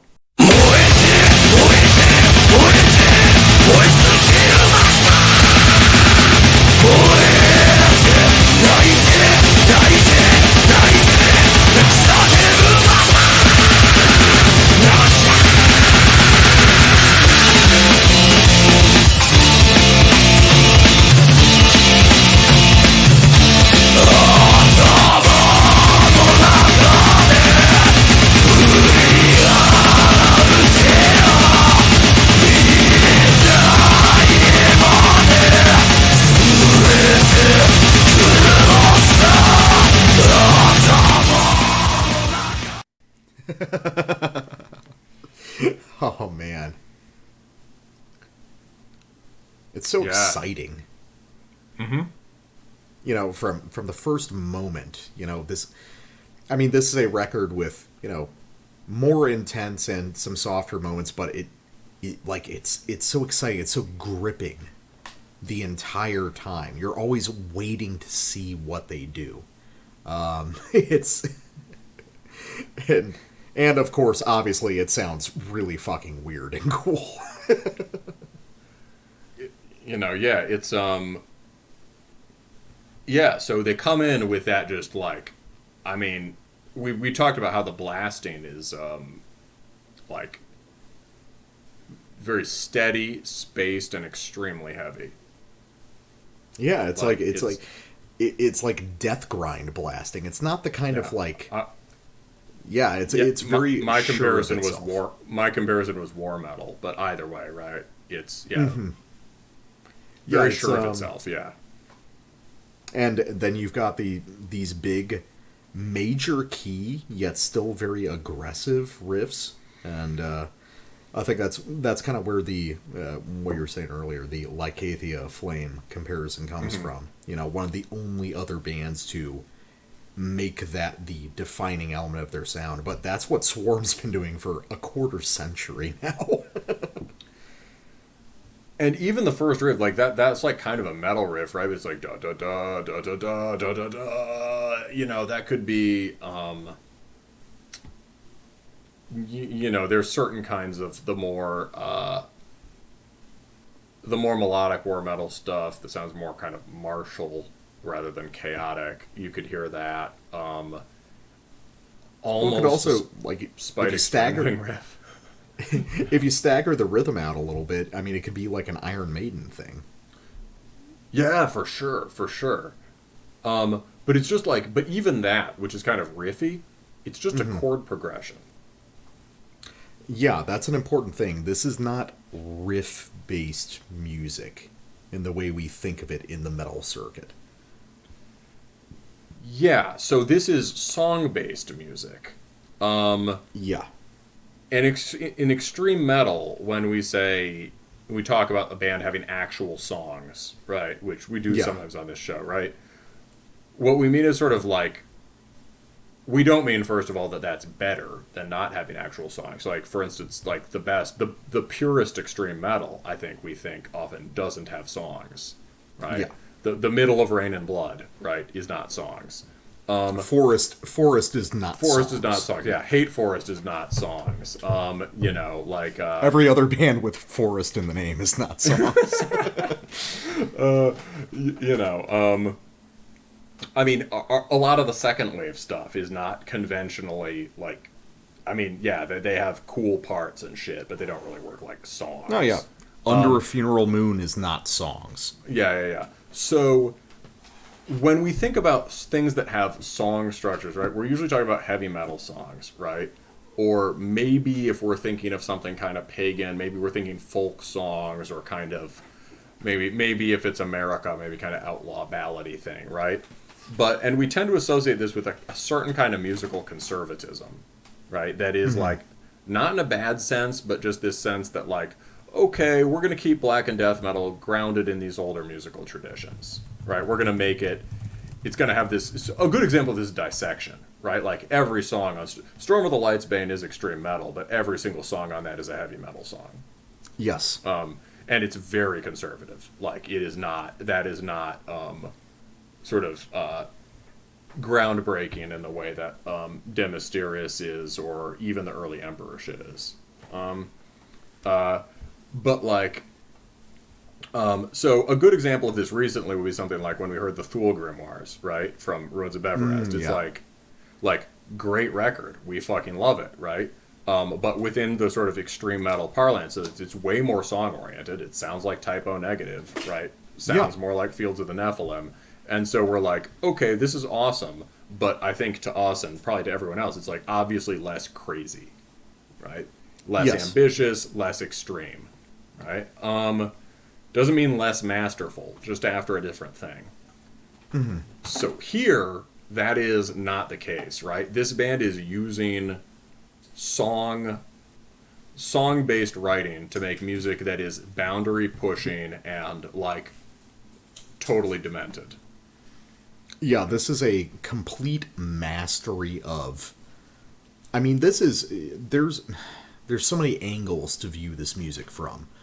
But there's a certain idea of taking almost like old style rock songs, maybe from the 60s or 70s, and pushing them so far that they resemble extreme metal. If you took the chords for almost all these songs and changed the rhythms and stretched them out, they could be various kinds of rock-based songs. Absolutely. I think the core melodic function on this record is kind of an alt rock thing, which is again, I want to stress, people that find this interesting should check out the entire discography from Swarrrm, because there's different angles on every album for this band. There's records that are more extreme metal. There's records that are more screamo. Yeah. But here, yeah. This record is sort of similar in basic idea to Beginning to Break, but it is more distorted and more aggressive. It's like Beginning to Break is, in some sense, even crazier because it's like more jangly and less like metal. But this record is more just sort of has a closer. The reason we keep likening it to metal has something to do with also the specifics of this record. Yeah, absolutely. No, it's one of those things that is like I was saying, the idea of it's like an exclave of a certain style. What do you mean by exclave? You've got a certain community that like immigrates to another region and creates its own mini society. So sort of opposite of enclave, like a group within an enclave is a group within a group, right? So this is like a group, extreme music transplanted to Japan and developing independently. Yeah. Or imagine like raccoons in Germany that got imported there and then got loose and created their own families and stuff. Because one of the closest... Sounds great. Bring raccoons to Germany, I say. No, there's parts of northern Germany that have giant raccoon infestations because they wanted to hunt them for fur. I was reading about this the other day. It's very weird, but we'll talk about that another time. But one thing I'd like to talk about is like as far as like metal people will understand, one of the things that this is closest to, which is an understood influence for Swarrrm, is Discordance Axis and by association Gridlink. Which is another band that, two bands, but, basically the same band, that is, in its creative essence, half Japanese, because you've got Takafumi Matsubara on guitar for both of those bands, who is incorporating a lot of these sort of Japanese heavy music ideas. There's a lot of major key stuff. There's an incredible technical ability.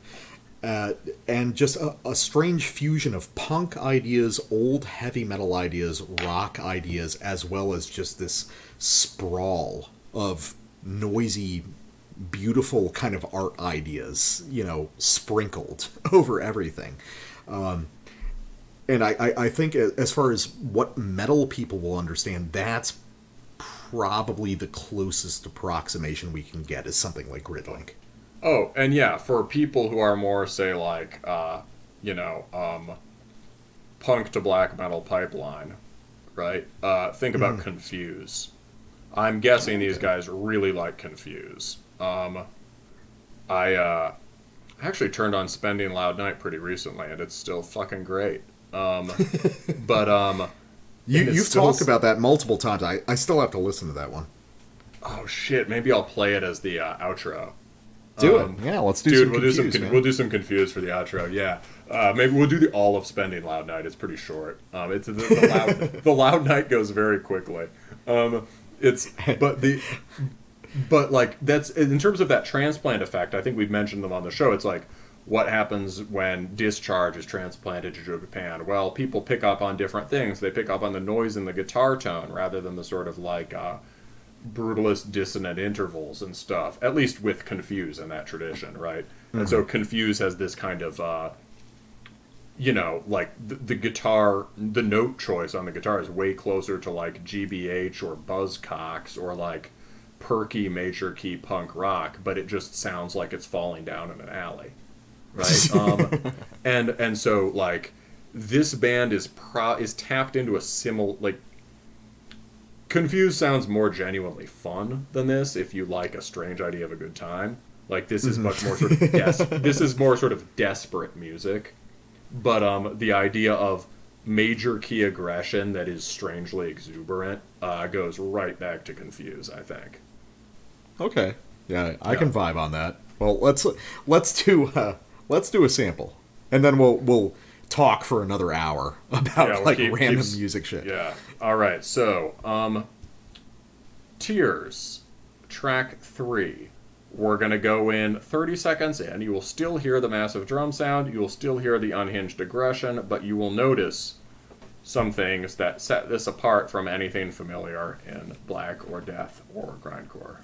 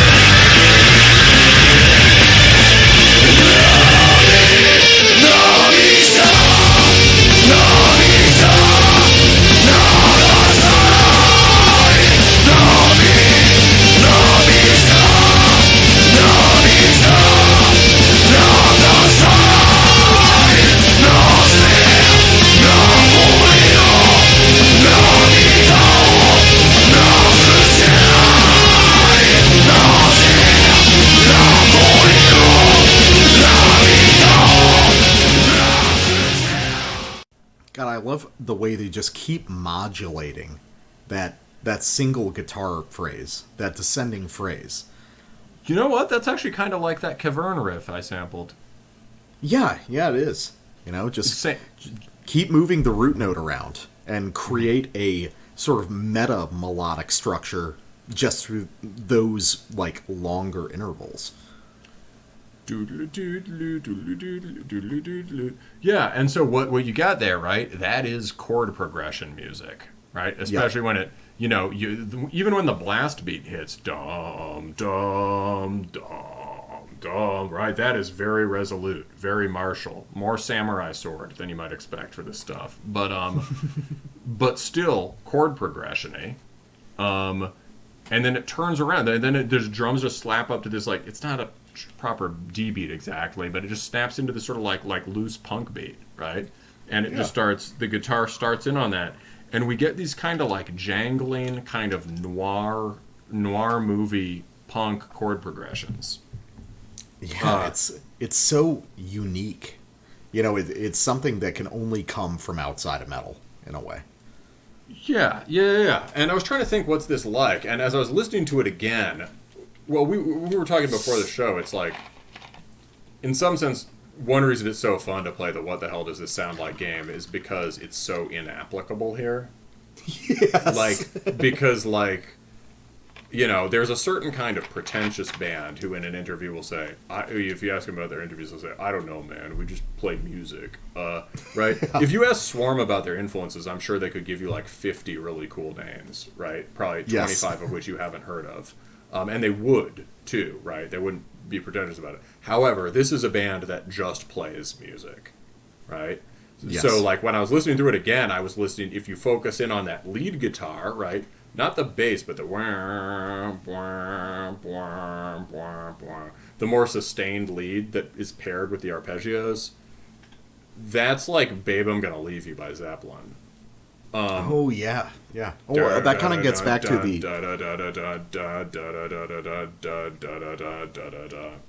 Yeah, that goes back to the idea of 60s and 70s rock as a foundational idea for this record. So there's 60s and 70s rock, And there's also, I mean, what I think, for me, the reference point that comes up for explaining this kind of guitar style, which is one of the recurring guitar styles on the record, not the only one, you're about to get to the other one, is like, yeah, this kind of like rockish, jangling, sort of city cool guy punk music that was, I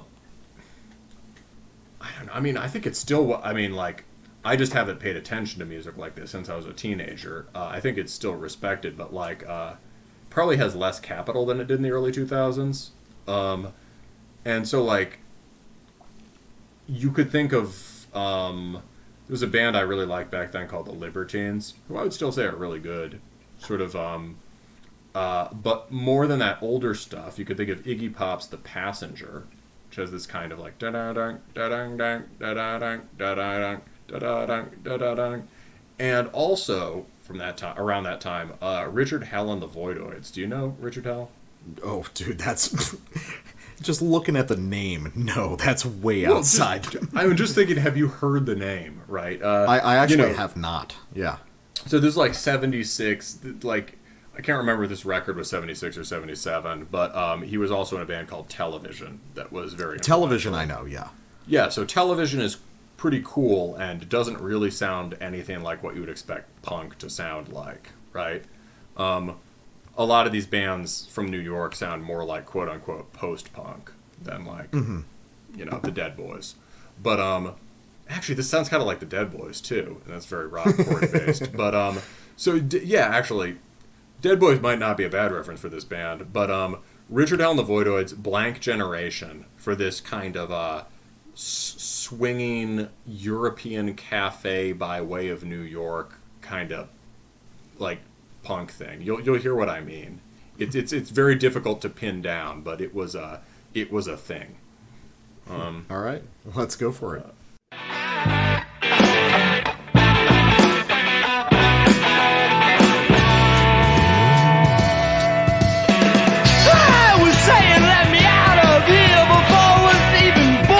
Such a gamble when you get a face.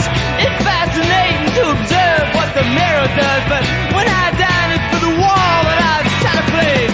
I belong to the blank generation and I can take it or leave it each time. Well, I belong to the generation, but I can take it or leave it each time.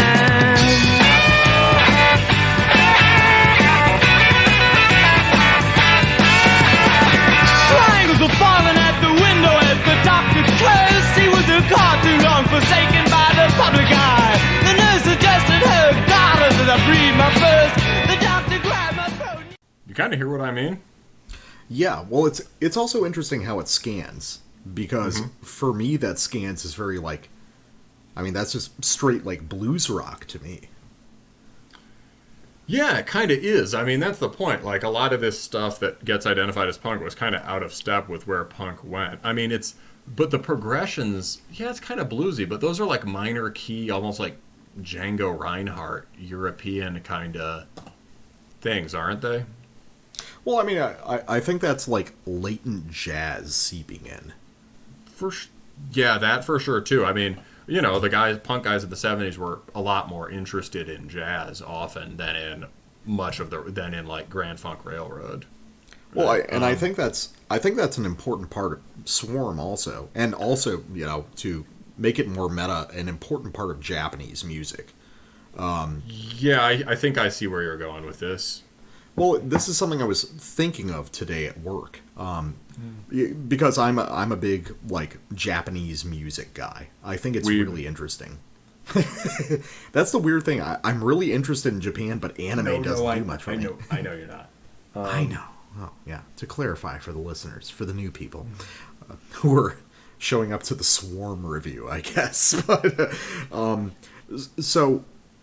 Japanese rock and metal is so interesting because it has a different starting point, because this is reductive, but to call the first influence of Western music in Japan is with American soldiers after the occupation in World War II, who brought over jazz and very kind of like primeval blues music to Japan. So for the Japanese who are adopting rock and later punk and metal styles, their starting point is completely different. They don't have a history of, say, big band and ragtime and stuff like that. So, you know, you're starting from almost this blank slate, where they start incorporating jazz and blues, and they start naturally folding in their own kind of folk melodies into that, which I think is one of the reasons why Japanese music, you know, be it Eastern or Western, whatever those things mean nowadays, is so distinctive, you know, because their starting point is so very different from most places. And it feels to me like those little details from jazz and blues and stuff like that are always kind of inherently there. You know, you can hear it to a degree in Swarrrm's music. You know, you can hear these kind of jazzy inflections in the rhythm section. You can hear these big primary color, as you say, you know, major key riffs occurring throughout the music, and I always find it fascinating. The idea that I think the rhythmic interplay here would be fairly jazz related. Oh, on the Richard Hell? No, on the Swarrrm. Oh, no, yeah. the Swarrrm's No, way more rhythmically interesting than the Richard Hell. The Richard Hell still has that jazz touch to it. So. Oh no, it's swung heavily, yeah, for sure. But like Swarrrm, like the you know, like there's ways that jazz drummers blast, which are closer to this sometimes, but also just, you know, the constant change-ups, right? Relative to a lot of extreme metal, relative to a lot of hardcore, this involves, you know, frequent rhythmic change-ups, frequent melodic change-ups, not in a spazzy grindcore way, but it's very dynamic music, and the cleaner tones on the guitar, and yeah, I don't know. Here, let's hear one of yours. Yeah, I was about to say, I should probably play more samples, right? All right, so off track 4, Even If It Is Invisible Place. Wonderful song. And here we're going to get towards what you would call the softer side of Swarrrm. So you'll hear a lot of the post-punk and emo kind of ideas at work in this music. But the extreme metal and the grind always pushes its way in. And the aggregate effect of all these influences is really different. You know, this is something I'm going to stress throughout us talking about this. There's really nothing you can compare this band to. You know, they have this defined style, this internal logic that is wonderful to listen to, but also basically impossible to compare to any other band. So let's listen to, you know, like the 2/3 of this song, and I think you'll have better reference points regarding this than I will. So let's see what you think on this one. All right. 行けこのまま見えない場所だろうと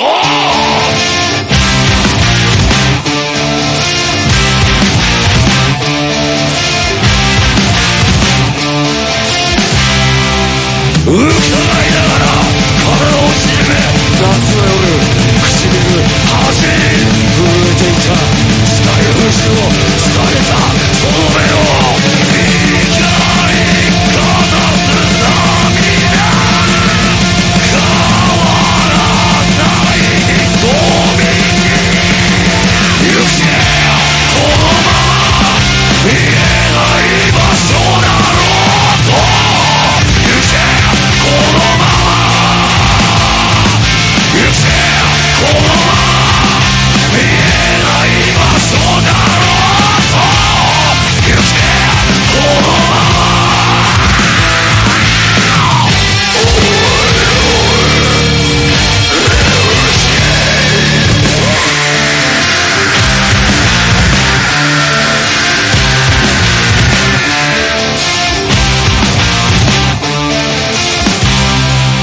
愉快なら腹をしめ夏の夜唇恥に震えていたスカイフレッシュの廃れたその目を光がなす涙変わらない瞳行けこのまま見えない場所だろうと行けこのまま行けこのまま Oh, it's so good. It's the best music ever made. Jesus Christ. What the fuck, man? That just sort of rolling arpeggios over the blast is just like so pretty. Oh, it's like, Jesus Christ. It's like, it has a resemblance to so many things, but it doesn't lock in to anything else. It's When it throws into that like da da da da da da da da da da da da da da, you know, that's like just, that is just straight up emo. Yeah, right? no, like, it's and it, I can't put my finger on what it, like, you know, I had a distant relationship to emo when it was happening, and I was also too young to know the really good stuff, or like, you know, I just wasn't tapped in. So like, I can't tell you great reference points for this, but like that parts like that just have this sort of, it sounds like New Jersey. Like yeah. It has like that has this sort of suburban desolation thing that was big in American bands in the early 2000s. It's very early 2000s sounding, I can tell you that, but it's just completely transposed. And yeah, like a riff like that, it's like it's bleak but also kind of upbeat. Yeah, like, you're finding your own life in this suburban desolation. You know, you're finding who you are amidst like everything around you. You know, it's like, now fucking embrace it. Whatever. We'll be lame for this section. It's fine. I refrain from being lame. But I'm always lame. But no, one thing that really compels me about this is, so most of the tracks on this record are basically verse-chorus based. But there's so much subtlety in the way they articulate the transitions between these passages. Just these, you know, just going between the first chorus and going back into the verse, that little trill of the guitar, that little spacer as the drums kick back in. Yeah, they like add a little time there, right, or something. Yeah, it's like it's such a simple technique, but it's executed so elegantly, like more elegantly than maybe any like regular emo track that I've heard. You know, it's like, sure. This is at a level of like technical skill and just like, I mean, they're playing within rock structures, but they're not wedded to them, right? Yeah. And they have so when they want to, they can just do something like that. They are, you know, they're sort of like,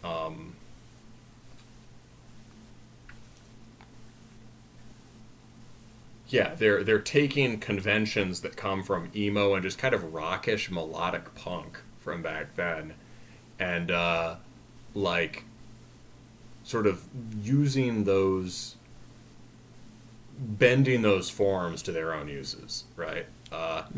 With considerable freedom. And you know, reminding people, even people like me who neg on stuff like that, of why it's so innately appealing. Like that you know, that you know, the finding yourself in the suburbs riff, as you said. Like, it sounds fucking great here. Yeah, it's outstanding. Well, another thing I would compare this to, I've talked to you about them, but I don't think I've mentioned them on the show. The Appleseed Cast. Yeah, I don't know who this band is. The Appleseed Cast is I think I listened to it when you told me about them. Yeah, so they're kind of emo, kind of indie, kind of alt rock, and kind of prog at the same time. just incredibly sophisticated musicians playing kind of emo-inspired music. And every record is very different. But they tend to have a lot of the same kind of jazzy, rhythmic variations that Swarrrm does. Their first record, I think it's called The End of the Ring Wars, is phenomenal and is an honorary extreme metal record. You know, it's that kind of thing, you know. It's wonderful, and I bet these guys probably listen to them. You know, just this juxtaposition of elements that, you know, creates this wonderful, elegant core, you know, that all of their music revolves around.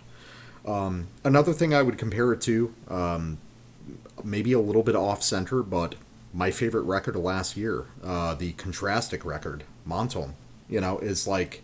Oh, for sure there's a relationship to that. I imagine those guys are, like, listening to Japanese... I imagine those... Yeah. I mean, Monton is kind of from the same context as Lycathia, right? Yeah, a little bit. Just the idea of, like, what if we do intensely abrasive, grinding music... Mammon. You know, Monton is an unrelated band. Yeah, true.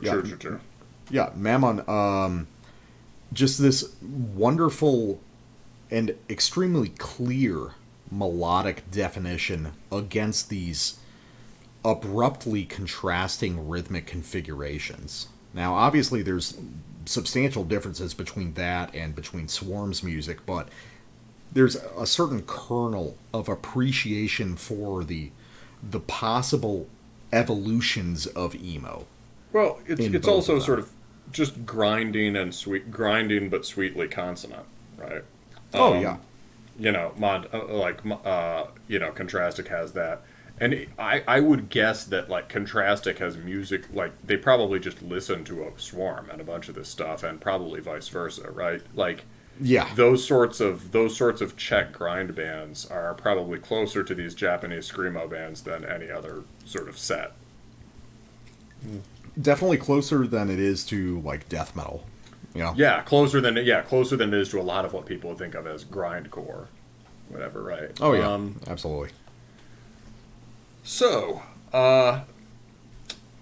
you know, we were talking about this before the show. I guess we already talked a lot about this band before the show because we were just shooting the shit about it. But we've got track 6, I Dreamed. So, you know, even though this basically all of the raw material here in terms of the guitars is, and, you know, really the vocals in some ways, is coming from outside extreme metal and is working with these song conventions that, you know, are more rock-based or maybe jazz-based. This really, to us, also perfectly qualifies as extreme metal. Right? Yeah. In part, maybe due to the critical distance, or not critical, like, in part maybe just due to the way that this band is warping those structures as they see fit, right? But, like, so given how much, right, black metal has changed and expanded a lot, even relative to when Swarrrm was popular in the metal scene, right? Mm-hmm. So, which would have been, like, you know, yeah, the late 00s. Yeah. So we're now, so there's, like, so much kind of lush and melodic black metal across the spectrum, right? Really depends, you know, there's shitty versions, there's awesome versions, there's tons of different genres that have gone in directions like that, tons of different subgenres. And, you know, it's explored different kinds of emotional territory, different themes, for better and worse. So, like, we're now in a place where this record basically qualifies as black metal if you want it to. Yeah, I can see that, yeah. And so, listen to this, and think, what did this riff and the next riff remind you of from I Dreamed? All right.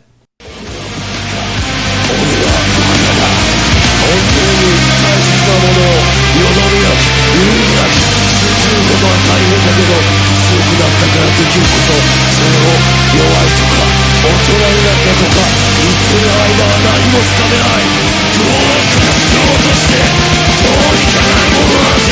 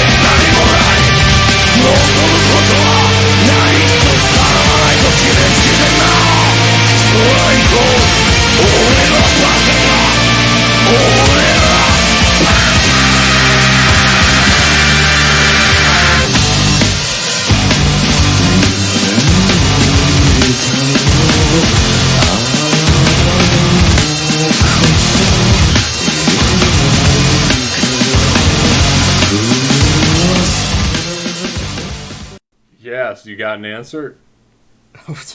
Well, I mean, you wrote it in the notes, but yes, Maquahital, all the way. Yeah, that was a leading question. Yeah. Da, da, da, da, da, da, da, da, Yeah. da, da, da, da, da. Like, I've been enjoying listening to At the Altar of McLampa lately, at least until Bandcamp deleted it again. But it's one of those sort of soaring, sort of like gothic arch melodies that Maquahital does. And what they have in common at a deeper level also is this tendency to write electric guitar songs as just first and foremost guitar songs. Right? Like, Yeah, I can see that. You know, like with a focus on like you could play these clean and they'd sound virtually the same, right? And so you've got the cleaner tone, this kind of clean, spacious, open tone, emphasis on kind of trebly without being sharp, or cold or harsh, kind of warm trebly, right? You know, and lots of bar chords and just like more notes in the chords and more like fully fleshed out chord guitar and like you know what Maquahital does is even though his music is extremely riffy, right, and it is also kind of chord progression based, especially on the last EP, right, especially on Gregorio Cortez, but like a lot of those songs you can map out with chord progressions, and especially in certain parts of them. And Yeah. oh yeah, Wilkins agrees. Wilkins does agree. Yeah, Wilkins has actually tabbed those. Tabby catted them. Anyway, but yes, you can sort of this sort of organic approach to what extreme music guitar could sound like is very similar to what Maquahital's doing, right? And it's almost certainly convergent evolution, but it's a meaningful parallel. Well, yeah, because the idea is like viewing the roots of Western guitar. You know, the idea of building off of the natural intervals provided by natural whole chords.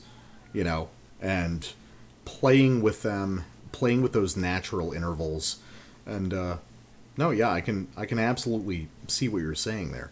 It's constructing new ideas based off of melodic intervals that are basically inherent to us, that we've been hearing since we were kids. Yeah. So it's a, you know, and another way that this could be, you know, could sort of scratches the black metal itch is that although, yeah, there are some finding your place in the suburbs parts, and there is definitely this is sort of sentimental music, right? It's also sort of passionate in a way that breaks down that wall between the inside and the outside, or the individual and the world beyond, right? Like, it would be hard to call this introverted music. Or if it's introverted, it's like introverted in the way that, like, you know, the end of Akira is introverted, right? It's explosive. You know, it's the introversion exploding out from too much tension and too much emotion. It's music of passion. Yeah, and you know, like, there's plenty of post-black stuff that's sort of trying to claim similar territory, and this wipes the floor with pretty much all of it, right? I mean, the only thing I can think of that would be, you could really say is kind of post-black that is this good is maybe the first Viga Dude album. Yeah, that's about it. You know? Yeah. No, it's like it has a much more natural way of accessing the emotions that post-black tries to access. That's for sure. All right. So, last sample, the 9th track, Canary. So, we don't talk a lot about vocals on this podcast because, I mean, in extreme metal, a lot of the time they're pretty stock. You know, if they're exceptional, we talk about them. But, you know, if they're not, usually they just kind of blend into the background. You know, we're concentrating on riffs. But here, I'm okay with saying this is... God damn it, Wilkins, what are you doing? He doesn't want his vocals to blend into the background. He does not. He wants them right up front. So Canary, though, I'm okay with saying this... God damn it, Wilkins. Jesus. My wife went to bed, and he wants into the bedroom. So, I'm okay with saying this is probably going to be one of, if not the best vocal performance of the year on this record. It's just absolutely outstanding. It's beautiful, and I decided to pick a sample that really showed that off. So we've got Canary, and there's also, you know, again, reaching back to that, like, 60s, 70s rock and roll feeling at the opening. And honestly, there's nobody that could get away with this song except for Swarrrm.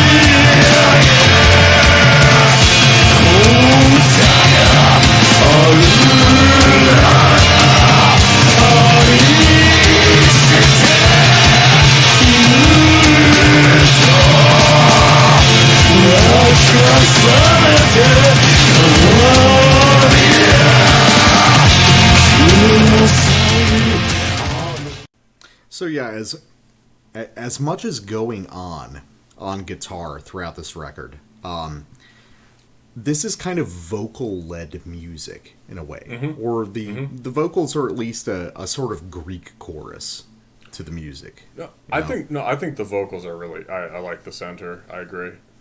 Yeah, and the vocal style here is something that I think a lot of like metal vocalists could learn from. The idea of kind of blending these tones, not having to stick with a certain style to really engage with it more organically than a lot of metal vocalists do. You know, just like actually feel where you are, man. Don't think of it as like structurally as we're inclined to do in metal. Yeah, like not like there is a vocal sound and I must produce the vocal sound over the guitars. Yeah, I mean, part of it, of course, is that there's a technical skill thing. Like, this guy can... To some degree, people... there are people in punk who do more the sort of melodic clean thing, or the harsh melodic vocals more commonly. But, you know, the art of, like, singing with really heavy fry and then seamlessly sliding that into crazier stuff is, you know, it's difficult. The people who do that well in metal, like, people who hit a style kind of like this in metal would be, you know, Alan from Primordial, but he is not, his whole thing is that he is not really totally in control, the voice, right? He's a guy with a big voice who is yelling. And this guy is the guy from Swarrrm is like, he's a singer, man, right? Oh yeah. The other person I've heard from metal who's nailed it is the early Solstafir records. That guy could sort of go from this sort of throaty roar into a yell, into this sort of like plaintive singing. Really cool stuff. Carl McCoy from Fields of the Nephilim would have been an inspiration for that guy, and probably for Alan. Yeah, it's people who can ride that continuum are very rare. And this guy also can toggle into just pure, like, some of that is just clean singing, right? Or not, sorry, the whole idea of calling it cleans is stupid in this context, right? These are he's just singing. Everything is on a gradient for these and guys. to some degree, maybe what we need to get rid of is the idea of clean vocals, harsh vocals. Like, I guess a thing that would be good would be if, how can you make fry-based sort of screaming vocals sound more like singing, even if you're just shrieking for the whole song? Well, actually, thinking about it now, an obvious comparison, fucking Attila. Yeah, that's true. Although, like, I mean, the vocals are always a little weird. Well, I guess you know more Mayhem than I do. I'm like Demisteris, I feel like the non-rasped or screamed parts are a little more willfully eccentric. Maybe a little willfully eccentric, but in terms of, his ability to move between styles and to very organically bend to the will of the music around him. I mean, he's still one of my favorite vocalists of all time.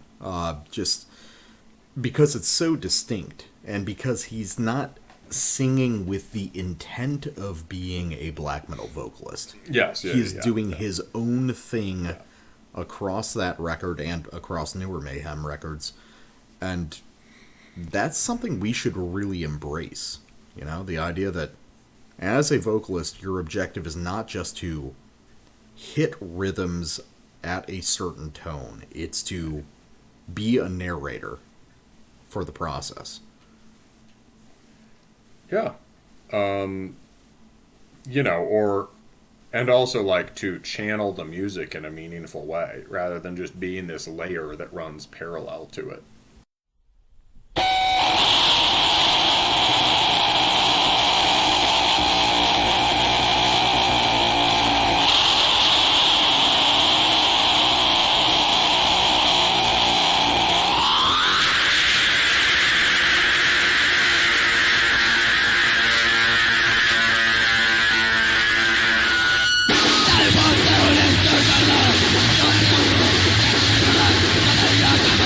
Thank you.